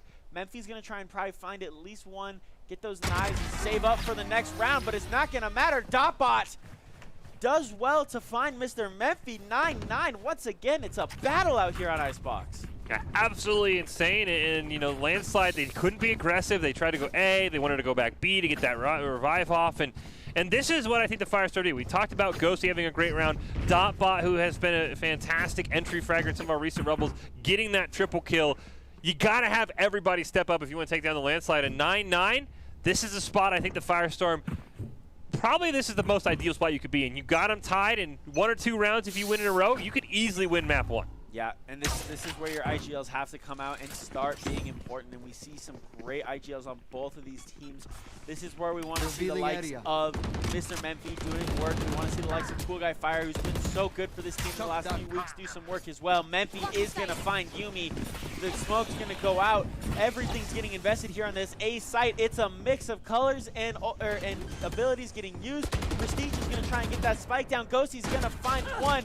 Ghosty's going to not find the second. Dotbot is. Memphi's going to trade out Boof, and Cool Guy finds Prestige. It's a 3v2. Firestorm's looking to take this lead. Here comes Cool Guy trying to get that TP's off. They got it to halfway. Going to get traded out by Snazzy. Ghosty knows where they are. Do they have what it takes? There's Memphi finding one. Can Memphi find the second on Ghosty? He can! Memphi with the 4 and the clutch. And there we go. We talked about the IGLs going off, and they did it. I mean, that's exactly, you kind of challenged him to say, you know what, the IGLs have got to pop off. And Mr. Memphi with an insane round. If the Firestorm win that, they go up 10-9. You're starting to get a little bit nervous, but an absolutely insane play. He's not just an ops specialist. Mr. Memphi is insanely talented. Like I said, always is playing Valorant every time I look, and it's just absolutely crazy, and it's paying off right there. And that, I'll be curious if the Firestorm can win, because it's been back and forth this whole second half, but if the landslide win maybe 2 more rounds in a row, I think Mr. Memphi deserves all of the credit for being able to get his team an Icebox win. Yeah, and if I'm landslides now, I'm looking at Mr. Memphi like, all right, like you're on, right? Like, it's time to go. Like, you found the gas pedal, right? You downshifted, and it looks like he did, because he already found one. The Lear's going to get shot as well. El Boof's going to find CC. That's a huge trade there. Can Mr. Memphi find anything? He can. He's going to get smoked out as well. The paranoia lets him know that Cool Guy's over there. Mr. Memphi's just kind of rotating around this site. Spike is going to go down. Yumi's just trying to find something with that Marshall. No luck so far. Mr. Memphi again. Mr. Memphi's on a 6 right now. Can they find the 7th? They almost did before they got away. The tailwind's going to be important here to kind of dance around the map. Mr. Memphi finds Cool Guy. Mr. Memphi's on 3 this round, 4 from the last. They have all the money they need, but unfortunately, if you're the side of Firestorms, the momentum is all with Memphi. Yeah, you can see the buys for the Firestorms are also very, very eco-heavy out of Marshall. I don't think, there's Yuumi. He does get the Marshall kill onto Mr. Memphi, so maybe I spoke too soon. Able to get a gun. Looks like he's probably just going to try and save. Hopefully he's able to get out. And that, once again, Sulix, once again, with the fantastic Viper utilities there. Getting that right on the Spike, once again, knowing where to throw it. Kind of just deterring those pushes on the Spike to even get it to half. Fantastic work from them. Viper, you talked about it at the very beginning of the broadcast, Fish, about how good Viper is on Icebox, and that's coming to fruition right now. It's fantastic to see how good these Vipers are. Yeah, this is the first real series where it feels like the Valorant, or at least the Rumble meta, has kind of showed its head. I mean, it's a full mirror match across the board in terms of operators, and I think that these are the operators they probably feel the most comfortable on and seem to be the most strongest operators in the game. We have a couple of great Astra players in the Rumble. As Cool Guy Fire gets this, what I'm talking about though, the op onto Mr. Memphi. That is huge because there's no res up either for Prestige, so it's going to be a 5v4 and there's only one op on the field. Now, Cool Guy, you have to find a way to find a second here. You can't just leave it at 1, because right now, even though you did take out Mr. Memphi and that op is off, that's not going to be enough. You've got to try and find a way to shut down at least one more player from this. CC has been nasty on this team all day long. You need to find a pick on one of their other duelists. That's going to be critical, as El Boof's just kind of waiting here, getting some sound cues, waiting to see if someone wants to push. All of a sudden, this game is slowed way down as soon as Mr. Memphi goes off the map early. As soon as you hear that op go off and your teammate dies, you immediately start to say, okay, where is he? What angles can I take? It looks like they're going to try and go for A. There's a recons are in Prestige, so he's got to be careful. Yeah, and there's Sulix just getting that drone out of the sky there from that Sova. Sulix is just trying to find a pick here as they're just up and wrapping. He's going to drop back down. The paranoia is going to go out. El Boof and Cool Guy find 2, and there's Cool Guy with that other op pick. That was so big. Sulix finds Yumi though, that's gonna be clutch. Can they find another? They can on the Ghosty. It's down to a 2v2 because CC finds one. El Boof trades out on CC. It's all on Sulix here. Gonna bait the, that's a bait planted, and El Boof tries to jump down and finds the huge one on Sulix. Big plays from El Boof there. Yeah, Boof and Cool Guy Fire have been absolutely playing out of their mind. Great double kill with that operator, and Sulix and CC nearly clutched it. I think CC did pop that Empress, and I think they ended up forcing it out of El Boof as well, and almost got him, just couldn't quite find the shots there. And 11-10. It looks like and feels like we're trending into overtime. I'm very curious to see if Mr. Memphi can afford another op, but he's been popping off without the op this round all the game.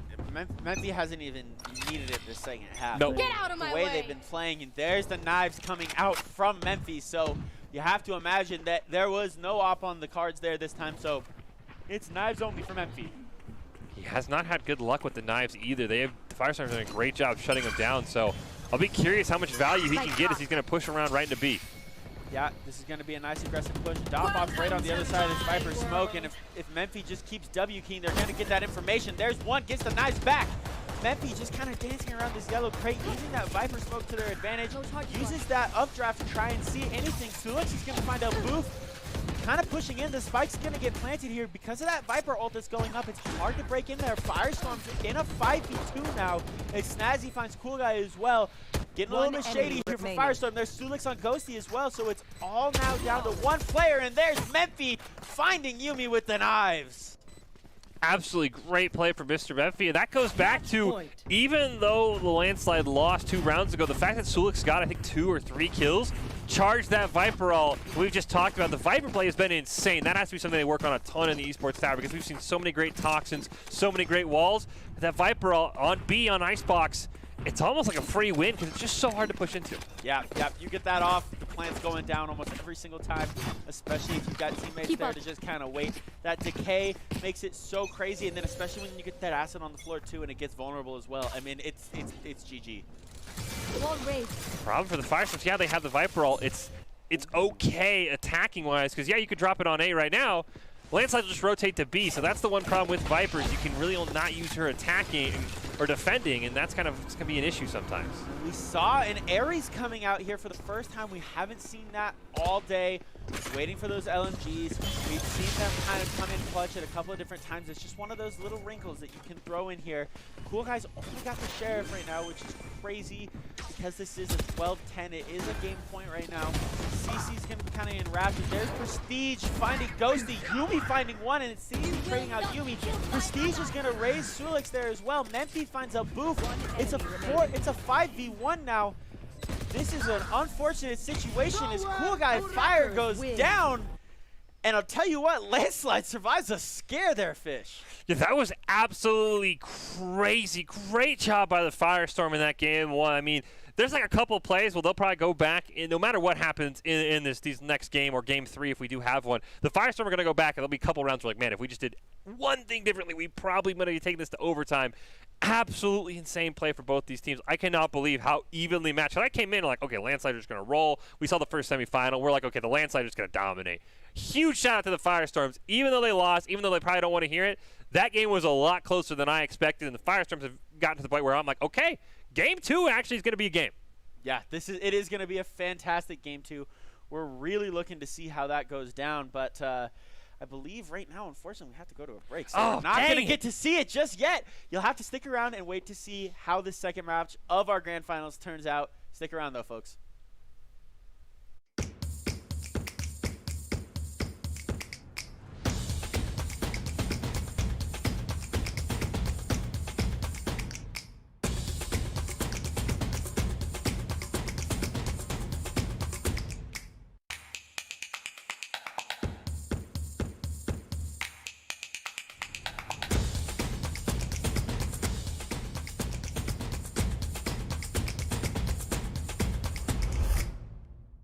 Are you guys ready? I don't think you guys are ready, bro. Here we go. Prepare your ears, chat. Prepare your ears. Here we go.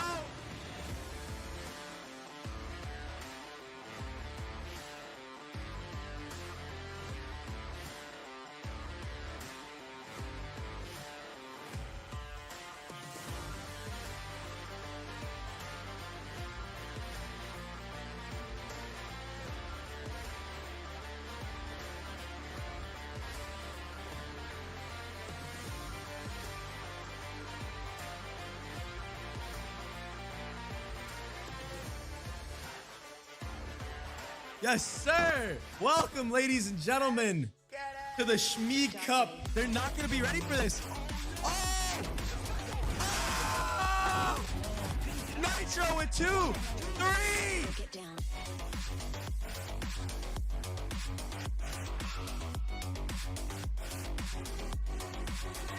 Dark ways.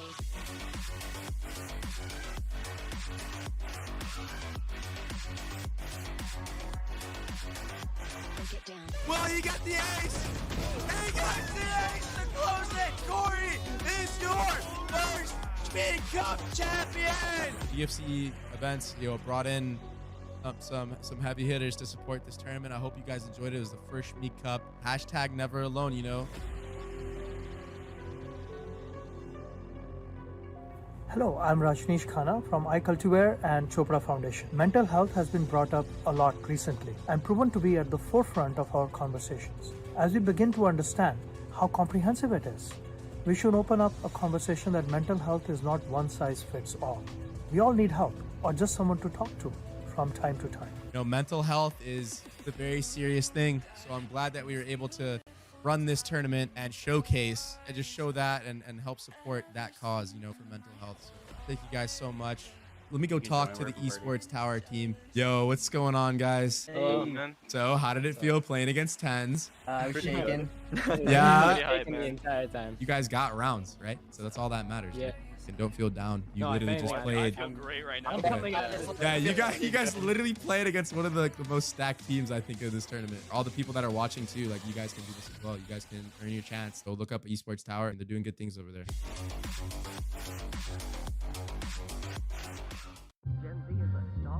The news says Gen Z is struggling. I've got news for them. I wait tables, but last week I built a field hospital. I put out a forest fire. I stopped 1,000 attackers. And a natural disaster. I've saved lives. And led a team on patrol. I serve. Well, I go to school full time. While I work full time. The greater the challenge, the stronger we become.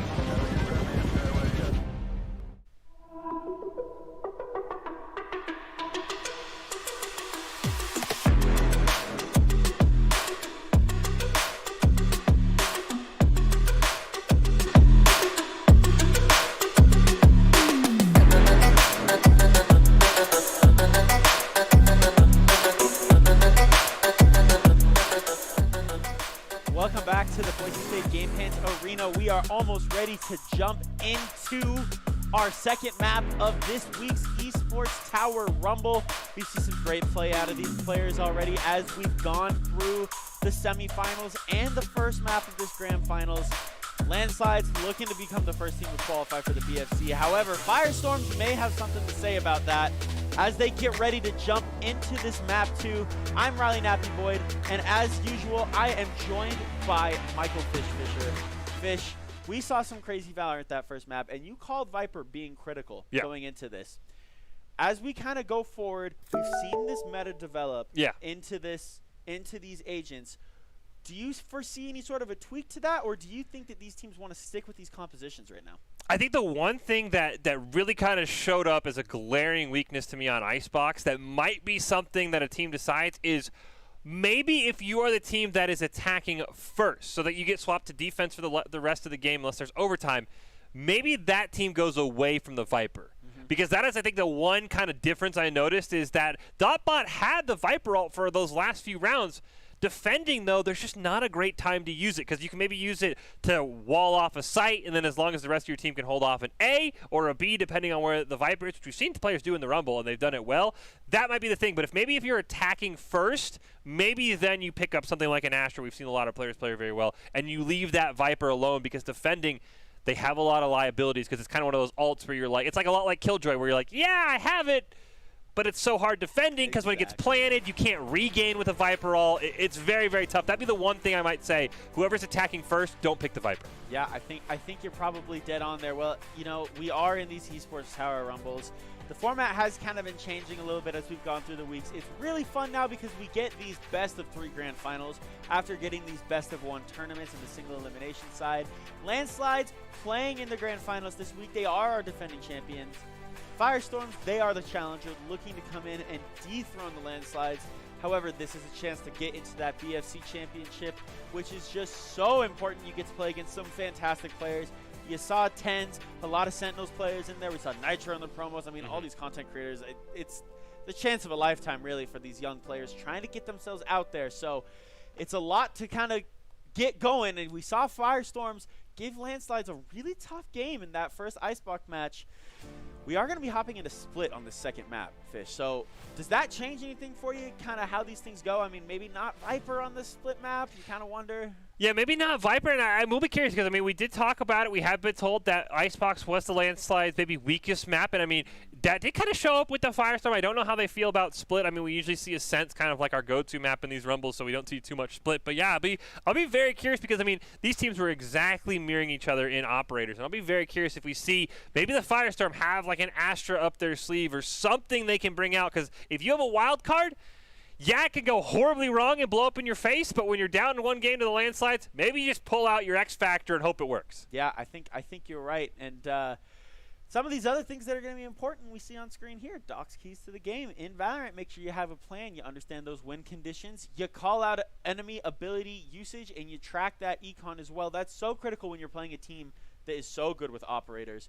Being able to track that econ is so important. Doc's keys to the games are presented to you by Esports Tower.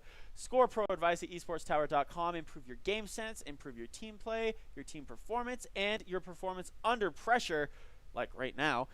You'll have the chance to get matched up with great players and professional coaches to help you rank up. And like I said, pressure is on. We're going into map 2 of these grand finals. We love to see that kind of opportunities for these players getting the chance to play on the big stage. A Sky and it looks like a Cypher coming out on the side of Firestorms. Well, we do see Memphi with that Raze and Astra as well. Completely different comps coming into this Split map, so that's going to be interesting. It's not all just the same abilities. Now, who's good with the agents that they like to run? Yeah, and it is interesting that Mr. Memphi went away from that Jet, actually handing it over to CC and then picking up the Raze, as you mentioned, because I would have thought maybe this means CC is going to be the opper, because usually you like your op on that Jet just because of the immobility she has with that tailwind. So I'll be very curious if that maybe change up just the team format for the Landslides and maybe kind of what went into that, because right now this team feeling pretty confident. You mentioned the Astra here for Snazzy, so quite a lot of changes. Maybe not as many as we were expecting going into the second map, but I like the Firestorm getting a little creative with those operators. As I said, if you've got an X Factor, if you've got an opera, you're like, you know, I'm really good on it. Maybe they're not meta, but I'm really, really good. Now's the time to pick them. And I think that wrench is going to be that Sky. We have seen Sky kind of develop into almost like an anti-meta, like kind of like against the meta, but it's really good when you want to use it. Yep. Sky can be so dangerous just because of their flashes and the info that they can get you. Plus, they do have that heal as well, so it'll be interesting to see if that's going to be critical. But there's a huge paint shells from Memphi there. It landed on 2, I think, there, so there's going to be some weakenings coming through from Firestorm. It's just a great play from Memphi to get it started. Yeah, the map knowledge for the Landslides, we saw it last game with Solix. They just know all of the angles to throw their utility and put themselves in a great early advantage. And there's that Wolf coming out from El Booth. You already saw a Hawk as well. The Wolf's going to get shot, unfortunately, there. So El Booth got another Hawk. Going to try and get a flash out. Sulix and Prestige already find 2. The Spike's going to be down as well, and it's not in a great spot here. Sulix has got some information that they're heaven. In fact, I think this whole team is just stuck in a bad spot. CC's going to get taken down by Cool Guy Fire. Cool Guy's doing everything they can to just kind of dance around. And in fact, all 3 players are weak, so if they can find anything there, have a chance, they're going to be kind of weak as well now. Great smoke from Cool Guy. They know where everyone is. Cool Guy's just got to get that crosshair placement and not peek anything too aggressively when anyone's looking at him. Uh-oh. I don't think he knows Snazzy's there. And he didn't. I was to say, Snazzy might have had an angle to save his teammate, but unfortunately, that can be the tough thing in Valorant when you get a kill and the whole team knows where you are.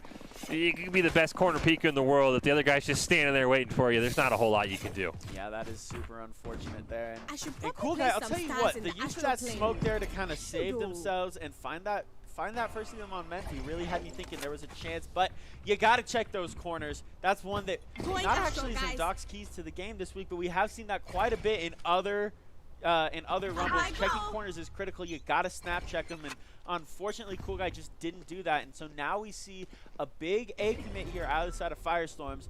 They're snatching onto that astral plane. Gonna get a smoke right on top of these players. So It's going to be interesting to see if that can be any benefit, but it's going to be a 4-push heaven. Okay, here we go. Little interesting plays out of the side of Firestorm, facing some strats.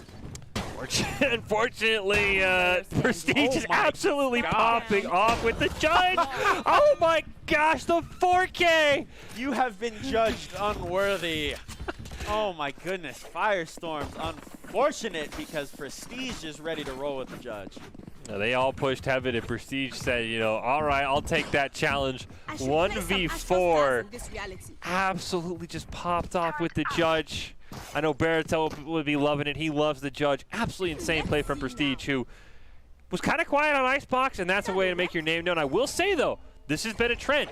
Landslide win the pistol round, Landslide win the second round. On Icebox, the Firestorm always managed to win the next two. We'll see if they can do it now on Split. Yeah, I think that's going to be super important. You don't want to let Landslides just kind of get off to a big lead here, because with an operator change, Raze can be another one of those ops where you can just get some crazy plays going. A double duelist setup here from Landslides that can be so good. But you don't want to give Landslides that chance to get that momentum rolling when you only have one duelist yourself. Cool Guy's going to get taken down by Memphi there. There's that Spectre up in heaven with that Raze already kind of getting it working. CC's going to be kind of hanging out in ropes here, looking to see if they can get any sort of information and maybe get a little flank here. Yumi's just watching mid as well. It's a double heaven push from Firestorms, and you saw there was an Elim coming through from the side of Firestorms. There was that Sky doing some work. Yeah, a little bit quieter round from the Landslide. This time, as you mentioned, still 2 up in heaven. A great win for Ghosty. That is huge to get that wall bang to put us at a 3v4 in the Firestorm favor. Snazzy immediately stops that, though. Somebody right around that wall. I don't think he knows, though. He's sandwiched. He's got to be careful. Ooh. Oh, my. That was a huge win from Snazzy staying alive. Now you can just peek, and if you find a quick headshot, then you might have a chance. It's all 30 seconds you got one choice here, Snazzy. You got to make it at some point, unless you just want to wait for them to push. Oh my goodness! They had it. I thought Yumi was gonna get shredded there, but a great aggressive play from Yumi. The Cypher cage is gonna go out because they know that Memphi's there, but it doesn't matter. Memphi's just slow, not waiting to do anything. Finds the Elim on Ghosty. The paint shell's gonna go out. They know Yumi Cake was over on default there, but unfortunately it didn't hit anything.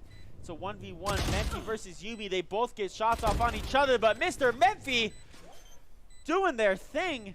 Who needs Jet when you can just run and be aggressive with any operator on this team? Mr. Memphi, absolutely insane. As we talked about, when you need a win, that's exactly what your IGL is for. Absolutely insane play from him, and it's so hard in a game like Valorant to just say, hey, just go kill that person first every round. But that's almost what I want to tell Firestorm is if you can start to get if you could find a way to get a pick onto Mr. Memphi, that would probably be your best bet to win a round. But he does such a great job being aggressive that he's never in the same spot because he's not limited by the operator. He can just kind of run and gun as he will. Yeah, and Mr. Memphi really showed us that in that second half of Icebox there, just as nasty with the Vandal as they are with the operator. There's the knives already for Cool Guy Fire. Maybe you use them to try and get something back in your favor, but it looks like he's probably going to hold until they get in a worse econ spot, but they need something down 3-0. Yeah, they got to try and find a way to run around here. That Hawk's going to go in and blind some people there. Great work from Firestorm to get some information, but Mr. Memphi once again on El Boof. My word, Mr. Memphi, just, it's crazy. It's crazy how good they are just making those reads. He also had, I think Prestige was able to heal him back up to full. They did get the spike, so they're not trapped, and Cool Guy Fire is going to be able to rotate around. Unfortunately, Prestige is holding down that angle. Great Sage Wall. Does allow them to plant the spike, but there's Mr. Memphi off screen. Gets another one, and coming in with the ult. Barely dodged. Did not matter. The tailwind saved Cool Guy there, I think, but it just didn't matter in the end, like you said. Unfortunately, the Elim still came through, and there's Prestige finding Ghosty, so Prestige can finish off his defuse. Wow, that was an almost really crazy round both ways there. Yeah, the tailwind barely saves him. Unfortunately, he dodged the rocket and dashed right into the gunfire of Snazzy. There wasn't very many plays there that I don't think that they could have made there. That was tough. Now, Ghosty does have the Cypher ult, which, if he's able to get a kill and use it, that can be almost probably the most round-winning ultimate in the game if you're able to get it off, especially if it's down to like a 3v3 and you get all of that intel. So if Ghosty's able to get a kill on that Cypher and be able to use that ult, I like the Firestorm's chance of at least getting one round back here, starting to get the econ in their favor. There's the knives we hear coming out from Cool Guy Fire. Yeah, there you go, and that's going to be so important. But I think that the problem with Ghosty using that ult, unfortunately, right now, Landslide's just so aggressive. And oh my goodness, there's 3. Prestige finds 2, CC finds 1. Cool Guy does find a knives kill before he gets traded out by CC. All of a sudden, it's down to this 2v5, and I don't think that we'll see CC pull that ult, even if there is an Elin there. He does have that Bullfrog. Unfortunately for the side of Firestorms, it was just a fast round that just did not go their way, and now it's 2v4, and you're just giving Landslides the chance to kind of set everything up.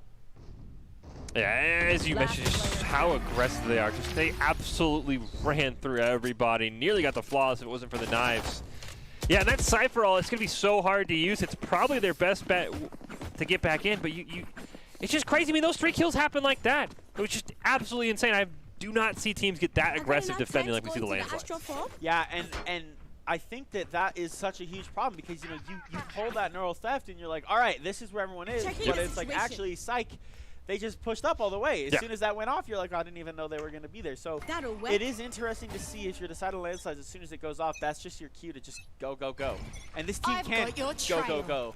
And there's the ult coming out from Sky as well. So much information. The flash is coming out, everything. Snazzy finding 2 big kills there, and CC finding 1. Snazzy with a 3. Snazzy's gonna have a go at Ghosty here. You'd have to imagine the Boombot's gonna go out as well. Ghosty's gonna kind of reveal where they are, and there's a flawless Prestige. That round just started and stopped. That was crazy, just so fast. I mean, look how aggressive Snazzy's in their spawn, basically, like right off the start. That's absolutely wild. I was surprised he didn't just run through the Cypher smoke just to challenge him. He played it a little bit safer, but that is the crazy part about the Landslide is they play so aggressive, and the Firestorm on Icebox did a good job of neutralizing that. And right now on Split, they are having no luck just slowing down the Landslide. They're running into them and just kind of gunning through them. Yeah, and it's already 6-0, and maybe Landslide's was right. Maybe Icebox is their worst map because they look crazy good here on Split. And like you said, Split's not even a map that we see as much here in these Rumbles. There's Cool Guy finding Sulix there. That might be a big opening pick with that Guardian. The Hawk's going to go out and try and get a blind. Hopefully get some information here as Firestorm's trying to find a round back. The other thing for the Firestorm, if they can get a plant off, which we really haven't seen too many spike plants, they do have the Viper all up. As Dotbot gets a great pick onto Prestige, he's going to deny the res as well. Things are starting to stack up in the Firestorm's favor to at least maybe win a round, and who knows where that could go. But yep, there's the Viper all. You want to just get that spike down ASAP and make it so hard for a regain as CC with the off does get a pick though. Yeah, that's kind of unfortunate. Once again, another great Jet op player from the side of Landslides. The knives are going to get popped as well as CC wants to get aggressive into sight. You see there's one. They tailwinded into it. They tried to get the knives off. Yumi with the huge one, but Memphi trades out Yumi Cake. So now it's down to a 2v2, and there's 2 ults online. As you see, that Viper Smoke's going to be up. So there's 1 ult gone already for Firestorm. Unfortunately, Ghosty's only half health here. This would be an opportunity if you can find a pick to maybe get that Cypher ult popped and be able to get a sure round win. Memphi's going to take out Dotbot though, so it's down to a 2v1. And there's Ghosty going to go down as well from Snazzy, and that's going to be the round. 7-0 for the side of Landslide. They are not having any of this from Firestorm. No, and that starts to raise the question, you know, what can the Firestorm do? Because you pop the Viper ult, which is, in that situation, usually fantastic. You mentioned maybe if Cypher had been able to get a kill, you use that neural theft, you probably guarantee yourself a round win. But, I mean, very rarely do we see teams, and that's why Viper's so strong, push through the Viper ult. That's exactly what the Landslide did. They didn't care about the decay. They didn't do, okay, we're just going to get kills through the Viper ult. We don't really care. That's just wild to me how confident the Landslide are and how aggressive they are, and they make it work in perfect tandem. Yeah, you have to wonder at some point, what team is just going to sit back so deep and just hold angles and just try and win those gunfights on Landslides when they have that, when they can take away that figure's advantage? That's going to be the only thing that someone's going to be able to do. I think slow down this team, because right now, Landslides are just playing so confidently. It's even a little bit slower around here, and you still feel like Landslides are going to have the advantage. They're just kind of waiting for Firestorm to push, and there's Snazzy finding one. Yumi does get the big trade, though, to a 4v4, and there's that Cypher ult going to get popped. I think it actually did get off before Cypher went down, so Yumi Cake's going to get a res off on Ghosty. Back to a 4v4. CC with that op right onto Ghosty though, unfortunately, so that res is almost inconsequential. Yeah, they do get the spike down, immediately respond with a great defender killjoy there from the landslide. They're gonna get Cool Guy Fire trying to run away. It's traded though, that's the off the map if they don't find this round win. And they're gonna get the defuse. Will they have enough time to get back around and get that off? I think they will, and yeah, they're gonna wait for it. I think they have plenty of time. yeah.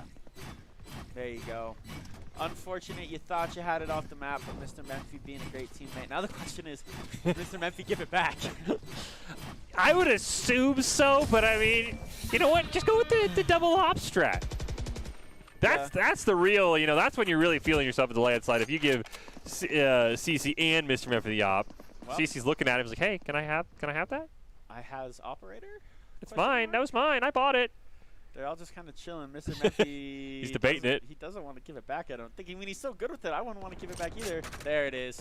Good teammate, Mr. Memphi. Good job. Give it to the Jet. That's the play. He had enough to buy another one. Just bought 2. That would have been an uber alpha play. I'm not gonna lie. I would have loved that. And you just see UBK has to unfortunately set up for the Marshall, which he's very, very good at. Don't get me wrong, but a Marshall into an op. Oh, maybe not. There you go. The nice combo there. And that's what happens when you use that Sky to great advantage. You can kind of get good angles. There's the blind as well. CC can't get away from anything. El Boof knows exactly where they are. There's the smoke to kind of get away from CC. Yumi's just using that Marshall to great effect there in mid-map. This is kind of an interesting round. Snazzy is going to find El Boof though, so there's that Sky off the map. No more blinds for this side. Snazzy finds Dotbot. Ghost does find Snazzy though, so it's a 2v3. Yumi's gonna get that heal off on themselves and just get found by CC immediately. Sulix is just going up, firing and finding there onto Ghosty, pushing this out to a 9-0 lead side of landslides. This is a fast map. Yeah, and the landslides, I mean, their aggressive play is helped by the fact that they're very rarely ever at a disadvantage. Because they can do stuff like that where they can just rush the Cypher smoke. They can just kind of hold down the trigger and eventually hope somebody's going to get the kill. And I think you're right. I think the strat, and that's usually the strat in a lot of games, especially Valorant, where if the team's very aggressive, if you just hold back, wait in your spawn, 90% of the time, including players like myself, they'll be like, okay, I'm just going to push the spawn. Like, this is so boring. And then that's when you can start to get the pick. Oh! Great pick onto Ghost by Ghost. That actually takes the op off the map immediately, holding those angles like we were just talking about, being a little bit more campy, if you will. Yeah, I can think of some other commentators here at Boise State that really did not enjoy campers. No. That's a great pick though. Although the problem is, yes, the op goes out of CC's hands, but does Memphi just pick it up and just get nasty with it again? Ghosty's got it. I'd love to see Ghosty get a couple great picks with his op here. There's a shot going out. Let's see if Ghosty's going to have the ability to find anything. Looks like Sublix is just going to be kind of waiting to see if there's a push out there. Prestige is also just kind of waiting on this stage wall. See if anyone wants to push from that one spot that they're going to be able to push from. On the meantime, though, this is going to be a little bit of a wrap over towards A here. This is the first real wrap that we've seen because these rounds haven't gone on long enough for it to happen. I'm curious if Prestige wants to get that res off onto CC. It's going to be very tough. It's a little bit more open now. I mean, he's not going to have a gun since his op was taken. Yeah, CC's just like, I don't even... Just don't even waste it on me. It's not even worth it at this point if I don't have an op. I don't even want to be there. Oh, Snazzy. Oh, no. 30 seconds left. El Boof finally gets the trade, and then the trade onto Yumi as well, so it's a 3v3 now. Now here might be the chance to do something if you're Firestorms. Ghosty does find CC with the op, so the res actually did get pulled, and Ghosty found CC. Dotbot on Sublix there as well, so it's a 3v1. This is your chance to win a round here, Firestorms, and get yourself back in it. Oh, is Prestige going to be able to get him? I don't... Spike planted. Oh, nope, Dotbot was there. I think if he had pushed a little earlier, Dotbot didn't know where to look, but a great job there by the Firestorm, and you know, the scoreline doesn't look great, but you got to do it one round at a time. And honestly, that all started with Ghosty. He did get a kill, but shutting down that op is huge because I'd assume CC's going to have enough to buy another one right off the rip, but maybe not. And you kept the op the whole round, which is also huge. I'll be curious who... And CC didn't buy an op. CC bought a Vandal there. Ooh, did they give it to Cool Guy Fire? I didn't see... I don't know if I saw him on the side of Firestorm, so that's interesting. Cool Guy Fire does, I think, have that op from Ghosty, so now you kind of... No, is it Yumi that's running an operator for the side of Firestorms? He does usually have the Marshal, so that makes sense. He might be the most confident sniper on the team. And Sage usually likes to play a little bit. It's not that battle Sage we've talked about for UB Cakes, but it definitely fits the Sage playstyle. Yeah, just kind of hanging back there, and there's the slow orbs going to be coming out from heaven. The Astral Smoke, everything's invested over in this A site. CC tries to jiggle this. Can't find an Elim. Shots actually go down onto CC, so that's unfortunate. Still a 5v5 here right now, a little bit more of a slow developing round. Things are just, they just keep kind of pushing back. Landslides obviously don't want to get as aggressive when they don't have that op on the map backing them up. That changes everything. So maybe if you're watching, that's how you get at Landslides. Get off the op off that map. They can't get as aggressive. As Memphi does find Cool Guy, and El Booth trades out Memphi, so it's a 4v4 now. Viper Wall denying a ton of damage that Solix could have done, and he does take down Ghost. He gets Dotbot as well. Can he make it 3? Yes, he can. UB Cakes actually missed it. Still killed Prestige, though. Oh my gosh, that's crazy. You know what? That's one of the things where you're just feeling good. And there's El Boof finding one. El Boof has been such a big fragger for this team over the last couple of weeks. They've got to come up big now. They just gave themselves away, but they clicked on the head. Can they find CC? They know exactly where CC is. They got to go get this spike. The problem is CC's going to have a great LOS here on them. And they just ego chow the heck out of it. And El Boof with the big find there to make this 9-2. I mean, that's exactly what happened when they came back on Icebox. Was El Boof had an insane 1v3 to be able to win the round.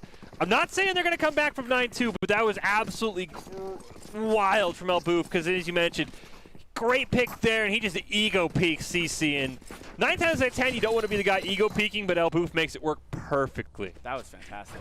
I know where you are. You know, I think you gotta make a deal. If Firestorms come back and push this map through, I think you have to sing "Don't Call It a Comeback." You know what? I'll do that. I mean, I'll be the biggest Firestorm fan if they can come back and do this, because they're playing out of their mind right now. As I say that, you know. Yeah, there's Memphi with that showstopper. You saw the El Boof, ult get invested there from Sky. Everything's kind of going out. Cool Guy is gonna have those knives out, jump up, lose a little bit of health coming down there, unfortunately. So that's kind of a tough scene there. The knives are out, though. There's a find from Prestige onto El Boof. Dotbot gets a nice little find on Snazzy, but there's the knives coming out as well from CC. So lots of ults getting invested, and all of a sudden it's just down to Dotbot. They don't have the spike as well, so this 4v1 is going to be almost impossible. Yeah, this would be the round where if Dotbot could pull this off, I think the team would be absolutely inspired. But maybe you can like Viper ult off an angle. Bomb grenade out. It's going to be very, very tough, but I mean, this would be the round to do it. Oh. Oh no, you gotta win that. You gotta win that gunfight, Dotbot. Yeah, that's going to make it almost impossible to win. 6 health in a dream. 30 There's seconds the first left. chow. The knives coming out from CC are going to be enough to find Dotbot. Unfortunately, it goes to a 10-2 as we go into the second half now. Switching Not much sides. of a half, though. Unfortunately, if you're the side of Firestorms, this may not be a full half. Landslides only 3 wins away from qualifying for that BFC Valorant Championship. So they're on the verge of greatness. Can Firestorm slow them down? That's going to be so tough because, I mean, all night in the grand finals, 3 pistol rounds in a row so far have been won by the Landslides, and then they've, of course, turned that into a round 2 victory. So it would be going against what we've seen all night for Firestorms to win, but I think those last couple rounds, even though the scoreline isn't what you wanted, it's not very pretty, I'll be honest. Firestorms won, I think, what, 2 of the last 3, 2 of the last 4 rounds, so this is about as confident as they're going to get. So I think this is a great shot for them to maybe finally win a pistol round. Get it to 10-4 just like that if you're able to win this round here. And they do have the agents to be a really good defensive team here with that Viper, with that Cypher as well. So it'll be interesting to see if they can use that to their advantage. This is a nice another defensive heavy map. So we'll see if Firestorms can kind of parlay all that into making this a game here. It's going to be interesting to see. This is going to be a B push here from the side of Landslide.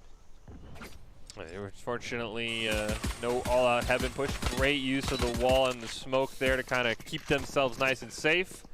I assume they'll just plant right away and force a regain here from the Firestorms. That's exactly what they're going to do, but they'll trade out 1 for 1.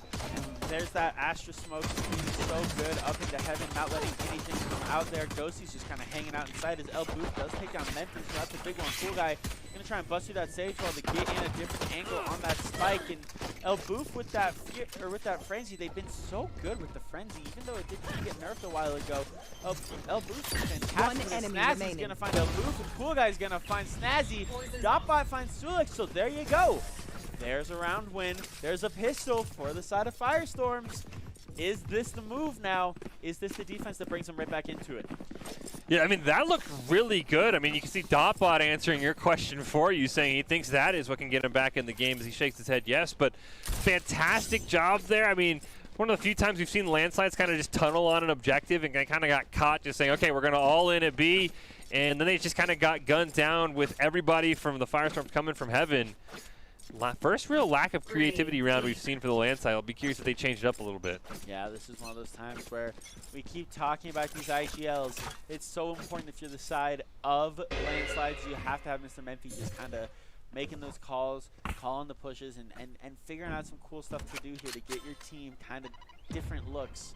I mean, not too much cause for alarm. You're up 10-3 right now in a game 2, but you don't want to let Firestorms get into this too much here. Hey, you can kind of go in at, thinking you'll maybe lose this round just because you didn't win the pistol round, but if you're able to get a couple kills, Dotbot with a great pick. CC gets one right back.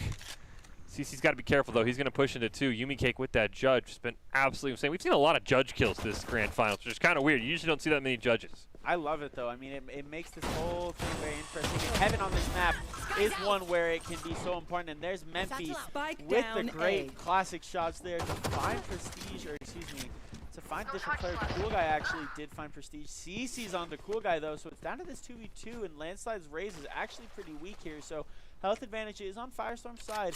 Ghosty's going to be kind of pushing up. He's in screens here, and there's Ghosty just getting that info on both sides. Yumi's going to have this judge. Memphis picks up a judge, though, and finds Yumi. That was huge, because now if you're Ghosty, you got to try and wrap back around, and there's the paint shells that are going to be right on the Ghosty's head. They're going to get the easy plan off. He does have the cam. Don't think he saw anybody. And interesting, Ghosty actually still ecoed after that pistol round win, so he's only going to have a pistol. He's not going to have any extra, after a win. This is going to be a lot harder, especially with 2 guys, with 1 guy having a judge. Yeah, and Ghosty's just trying to check these corners right now, looking to see if they can get any information, and that right there was not it, my friend. They're going to know exactly where you are. That's unfortunate. Oh, that's tough. You jump down, you accidentally click your mouse button. That's just, I think they probably heard him land anyway, because he did make a decent, that ankle crunching sound anytime somebody jumps off. I think they probably heard him right there, but that shot was just really the icing on the cake. Yeah, that's unfortunate there. That's a tough one. You hate when that kind of stuff happens. It's just one of those things where it's just so random, and now you're pushed to an 11-3. Landslides, you're 2 away from winning and getting into this BFC. You got to just close it out. Just close it on out here. You don't want to do anything too crazy. And I mean, this defense has been a lot more even match, at least for the Firestorm. But there's that judge once again for Mr. Memphis. Absolutely wild that he's still popping off with that judge. Every once in a while we get just like kind of these meta-defying plays here. We have seen 5 LMGs on the map. We're seeing judges play now. CC and Sultex both find kills there with those Phantoms. It's down to a 4v2 once again. Landslides just showing their thing. Nice little kitten spray there onto default there from Mr. Memphis, just kind of peeking to see if anyone wants to come heaven. Right now, no such luck. Boof is going to pick up that judge as well. Call it the Tron scan judge there, because he's just kind of waiting to see if anyone wants to get aggressive. Ghosty does have that Dragon Vandal up in heaven, just waiting to see if anyone pushes. Memphis, I think, might have seen Ghosty there. Now he definitely did. He's going to get this kill stolen by Prestige, and Sultix is just going to finish this round off, and you're on match point here, game point, every point now. This is it for Landslides. This is the moment. This is the moment to clutch it up. Yeah, this is the moment you've been practicing for as a team. I'll be curious. I don't think, from what I can tell at the bottom left, we'll see it in full screen a little bit as we catch this replay. Great pick there by Prestige on that Ghosty, and then Sulix takes out El Boof. And they don't have a single ult. I mean, the Landslides only have the knives up, and it looks like for now CC has bought a weapon. Oh, no, that is CC with a weapon, so I don't think he's planning on using the knives. So should be an ult-free round unless somebody gets a pop-off moment. Mr. Memphis 2 kills away from one. I wouldn't mind seeing Mr. Menke close this out with 2 and then a double pack play into the showstopper just for a little flair there. You know, that'd be a great way to end it because I think he had some insane plays on Icebox to get his team to this point, but looks like the time has stopped, so I do believe we have a pause in the game, which is even worse, depending on who it is, because especially if it's someone for the Firestorms, you're like thinking, now the clock has started, so whoever it was back very quickly. But that's just more time that you're getting in your head like, okay, this is the last round. I got to play extremely safe. I can't miss a single shot. You cannot get in your head like that, because otherwise, I'll speak from experience, you'll just whiff every shot. You're like, oh, I can't blow it, and you'll just blow it. Hey, I just do that. Yeah, I'll say. I mean, yeah, any round doesn't matter if it's match point or not. And there actually is nice from CC coming out there. So wow. There's El Boost Hawk going to try and come out there. El Boost going to get aggressive with that judge. They're going to maybe try find 1. There's 2. Ghosty found Memphi there. The Hawk's going to come out. The judge once again just getting aggressive and very interesting here from Firestorm. The aggression's kind of worked out, but it's down to a 3v3. There is going to be that stun coming through there. So side of El Boost got kind of pushed up now, and now he's just got the judge. He's going to try and get shots on the CC, but I don't know if he realizes there's people behind him. CC's knives can't quite find him. CC's going to go over the top. El Boost picks up a Phantom and finds a big pick on CC. Staying alive, staying alive. Ah ha ha is the Firestorms. See the rotation comes out from the 2 remaining members of the Landslides. Prestige is going to get the plant down. Almost going to have his ult. If he's able to get one of these kills and put it into a 2v2, he'll have his ult, but I don't think any bodies for the Landslide are close. So I don't think that res is going to be a factor. Oh, and Prestige might have a chance to get a huge 3 to end us out here. Everyone's rotating back all the way through this spawn side. They're coming all the way through CT. There's 1 for Prestige. There's 2. Oh, and Cool Guy Fire just clutches it out with the judge. It's down to a 1v1. It's Snazzy versus Cool Guy. Cool Guy's got to go. There's not very much time left on the spike. Snazzy's, I mean, maybe if Cool Guy just full commits, he's trying to fake the defuse. Master Smoke is going to go down, and he's starting to run out of time. He's got to just full go. And there's Cool Guy getting found by Snazzy to clutch it on out. And shout out to the Landslides. They win this week's grand finals and qualify for the BFC tournament here. I'll tell you what, Sentinels, 100 Thieves, watch out. You've got some competition coming up your way. Yeah, this Landslide team is crazy talented. I mean, I think the Firestorm did a very, very good job of giving them a run for their money. And I think that, I mean, they had Ghosty, who was a new player this week. I think you give this Firestorm teams a couple weeks to maybe figure things out, especially if you're guaranteed to get them on Icebox, where they played insanely close. I think the Firestorm are right there. They can definitely upset the Landslide, because if they win on Icebox, who knows how the rest of the series would have gone. Yeah, that was an insane series. As we are ready to close it out. But hey, before we go, I just don't want you guys to forget. Do you want to get seen by expert college recruiters? Talk directly to esports industry insiders and pro athletes? And just team GMs, like all that good stuff? Join the club, man. Join Esports Tower. You get to play with great insider access to industry insights with our featured Rumblers. Recruiters are taking notice all the time as well. It's a great way to secure some exposure if you're looking into it and start your path to pro or land a collegiate scholarship. esportstower.com, that's the move, my friends. Hop on over there and get with them. And I believe we have an interview to close out this show as well, which is going to be kind of fun as well. Yeah, I think we do. I think Prestige is joining us from fresh off his victory. So first off, Prestige, congratulations. I mean, what's it like to win 2 straight Rumbles in a row? I think there's just a lot of teamwork that comes to play when we go into these Rumbles. We're not trying to lose, so our mindset's just play together, play with each other, and not throw away any rounds as many as we can. Yeah, I think that's the way to do it. And we've seen you kind of bounce in between a couple of different agents, you know, and operators and whatnot, and just kind of do a lot of different roles from your team. What was you guys' focus coming into this week? You know, what did you want to do well specifically this week? I think our plan was we played Icebox and split there, and I played Sage, mainly those two. We've been working me through a bunch of, I'm more of the flex person on our team, so I kind of move around through a bunch of different agents, trying to learn as many as I can to play for any map that we need.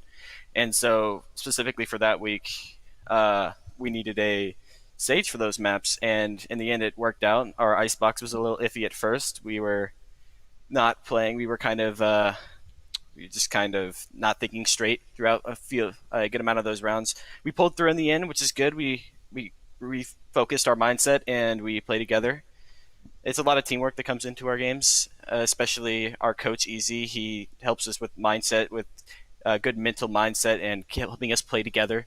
So shout out to him. And by winning this week, you guys are going back to BFC. You were in it last week. Just talk to us, one, about what last week was like and what your team hopes to do maybe different this time around in BFC. Our first time in BFC, we were very nervous, to say the least. A couple of us were shaking, me included. I have bad ADHD, so that was fun. But this time, we're planning on... We have some more strats for different maps. We've come with a better mental mindset because we were kind of upset that we weren't doing what we could do to play our best because we were so nervous to play against some people who we knew could possibly run us to the ground. And I mean, what did your parents or your friends, did you kind of tell them, hey, like, we're playing against 10s, we're playing against some pro players? Did you kind of tell them, and what did they think about that? They don't really revolve around the gaming world, but they were excited as they could be. They joined us in the stream. They cheered us on as best as they could without knowing a lot about the game itself. That's awesome. We love to see that kind of support from the family and stuff, and it's going to be a great experience for you guys, I think, getting able to go back to BFC as you go and you kind of work through it. But we'll get you out of here on this one. What are your expectations going forward into BFC this coming week for your team and for yourself personally? Playing better with each other with using voice comms and playing off each other's util, and just having a better mental mindset overall. We kind of weren't expecting to win in the beginning, and we're going to go in thinking we're going to take a map, we're going to take two, we're going to go all the way to the end, and we're going to win this thing. Awesome. That's what we'd love to see. Well, hey, good luck, Prestige, as you go into this. We'd love to see you guys go out and compete well. Represent Esports Tower as best you can because you guys are a fantastic team. Looking forward to see it. And before we get on out of here, we are going to have an Esports Tower ICCU player of the game. Fish, what's your guess? Who's our player of the game? I think I know who it is. What do you think? Oh, that's going to be – oh, there's so many good choices. Honestly, like I kind of want to say, you know, I've said this in the past that I like to favor the team that wins, and I mean that's kind of just a traditional any sport. You usually give the MVP or whatever to the player that wins. I kind of want to give it to El Boof, though, honestly, because he was crazy good. I mean, he's a huge reason why that Icebox map was so close. Yeah, so I think El Boof, if you want to pick somebody on the landslides, probably CC because he was absolutely cracked. Those would be my two choices. You think it's CC? I'm guessing Prestige. Oh, that might be a good one. That might be a good one. You know, you kind of give him the nice one for giving the being on for the interview. I could see Prestige. Again, that's the crazy part about the landslides. All 5 players on that team had enough clips where you could be like, that guy could be player of the game. That guy could be player. That's the thing that usually you don't see that. A lot of teams like, okay, that guy's the star. Maybe that guy's the other good guy, and everyone else is just that nice glue guy. Everyone on the landslide is so talented. Yeah, we could just show the entire Icebox match back where, like, you know, Memphi was going crazy. Yep. Everybody was just doing their thing. So we are about to find out. Let's see who it is. Oh, I believe it actually is going to be Prestige. You were right. Like to see. I should have known. I should have known. And I mean, and the crazy thing is he played the Sage. He's not as battle Sage as Yumi Kicks, which is totally fine. But he played the Sage very, very well. So much, and that's the thing with an operator like Sage, and he even said he's the flex guy, so he's not going to be on the top fragger. He's not going to be on the initiator or the duelist. Just the wall utility, the slow utility he has. He does so many things for his team that you can't put in a replay, but watching the game, you're like, okay, yeah, that's absolutely insane for Prestige. He had some fantastic moments, totally well-deserved. And we just sat there, I think, the first, 3 maps of the semifinal. We literally just stayed on Prestige's POV because it was just, a masterclass of how to play Valorant Sage. Yeah. That's really what it was. I mean, the walls were perfect. The shots were perfect. So shout out to Prestige. That play was insane, by the way. The 4-man judge in heaven. I honestly had forgotten about that because there were so many good moments, and that's just again, everyone on this team for the landslides can do something like that, and that's not what you expect. You know, like we watched him on Icebox, and he had a couple good moments. You mentioned we watched a lot of utility. Yeah. We did not see, like, I'm just going to get a 4K and a 1v4 with the judge. Like, absolutely insane. So, huge shout-out once again to Prestige as our ICCU player of the game. Absolutely well-deserved, and I hope the landslides, I hope they absolutely dominate at the BFC, because they definitely, as he said, they probably a little nervous the first time. You see the names on the other team, you're like, oh, no. I think they're definitely going to do well this time. Yeah, I was going to say, I was telling you, I hopped on Twitch last night and saw 10s at like 1 in the morning with like 35K views. So, you know, you get to play against some crazy names. Well, we're about to close it out here. Any final takeaways, Fish, as we go through this great week of Rumble? I think that, much like we talked about on Monday in Rocket League, even though there's a very dominant team in the landslide who is going to be the favorite probably for the next few weeks, I think the skill gap is closing. The Firestorm, very, very close on Icebox. Not as close on Split, but they had some great moments. I think that the gap is going to be closing. And while I'm not saying the landslide are going to lose. I'm not saying they're going to get eliminated in the first round of the group play next week. I think that teams are going to start giving them more and more run for their money, and that's what you love to see. It's always fun to have the dominant team, but when you go to game 3, we've seen 19-17 games as well. I think that teams are getting close to the landslide, and I'm not rooting against Prestige. Awesome for joining us. I'm super happy. I think somebody's going to knock them off probably within the next 3 or 4 weeks. Ooh, big predictions there from Fish. Landslide, you got to raise up to that challenge, because Fish is letting you know he thinks someone's coming for you. Well, hey, congratulations to the Landslide on winning back-to-back Esports Tower Valorant Rumbles, showing their true dominance over the last month. They are setting the standard for teamwork and talent in our Rumble events, as they do go undefeated on their way to the second victory. By winning this week, Landslides have become 2-time Esports Tower qualifiers for the Box Fight Championship, Valorant Cup events. This team looks hungry to return to BFC and improve on their previous performance. If you want to find out more about the BFC and how to qualify with Esports Tower, check out esportstower.com/BFC. Fish, it's great working with you tonight. I just love it. It was fantastic. Looking forward to getting back in here and seeing more Valorant Rumbles. But for everybody here at Boise State, have a good night, everybody. Has kind of been changing a little bit as we've gone through the weeks. It's really fun now because we get these best of 3 grand finals after getting these best of 1 tournaments in the single elimination side. Booth has been such a big fragger for this team over the last couple of weeks. They've got to come up big now. They just gave themselves away, but they clicked on the head. Can they find CC? They know exactly where CC is. They got to go get this spike. The problem is CC's going to have a great LOS here on him. And they just ego chow the heck out of it. And Elf Boof with the big find there to make this 9-2.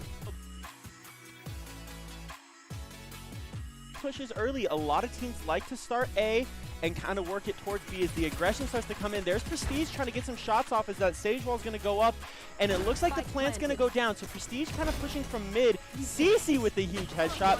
2 for CC now. Huge shots from that Reyna. That's a great way to start, and they shoulder to see if they can find the third. If that could be any benefit, but it's going to be a 4-push heaven. Okay, here we go. Little interesting plays outside of Firestorm. Facing the strats. Unfortunately, Prestige is absolutely popping off with the judge. Oh my gosh, the 4K! You have been judged unworthy. It's a 3v2. Firestorm's looking to take this lead. Here comes Cool Guy trying to get that TP's off. They got it to halfway. They're going to get traded out by Snazzy. Ghosty knows where they are. Do they have what it takes? There's Memphi finding 1. Can Memphi find the second on Ghosty? He can! Memphi with the 4 and the clutch. And there we go. We talked about the IGL. And then it all of a sudden gets down to a 3v1. Oh, just can take the op off. Gets the overhealing. Ooh, big win from El Boof. Can they find the last? The knife's out. Oh, they did it! El Boof with the huge plays with the knife to finish.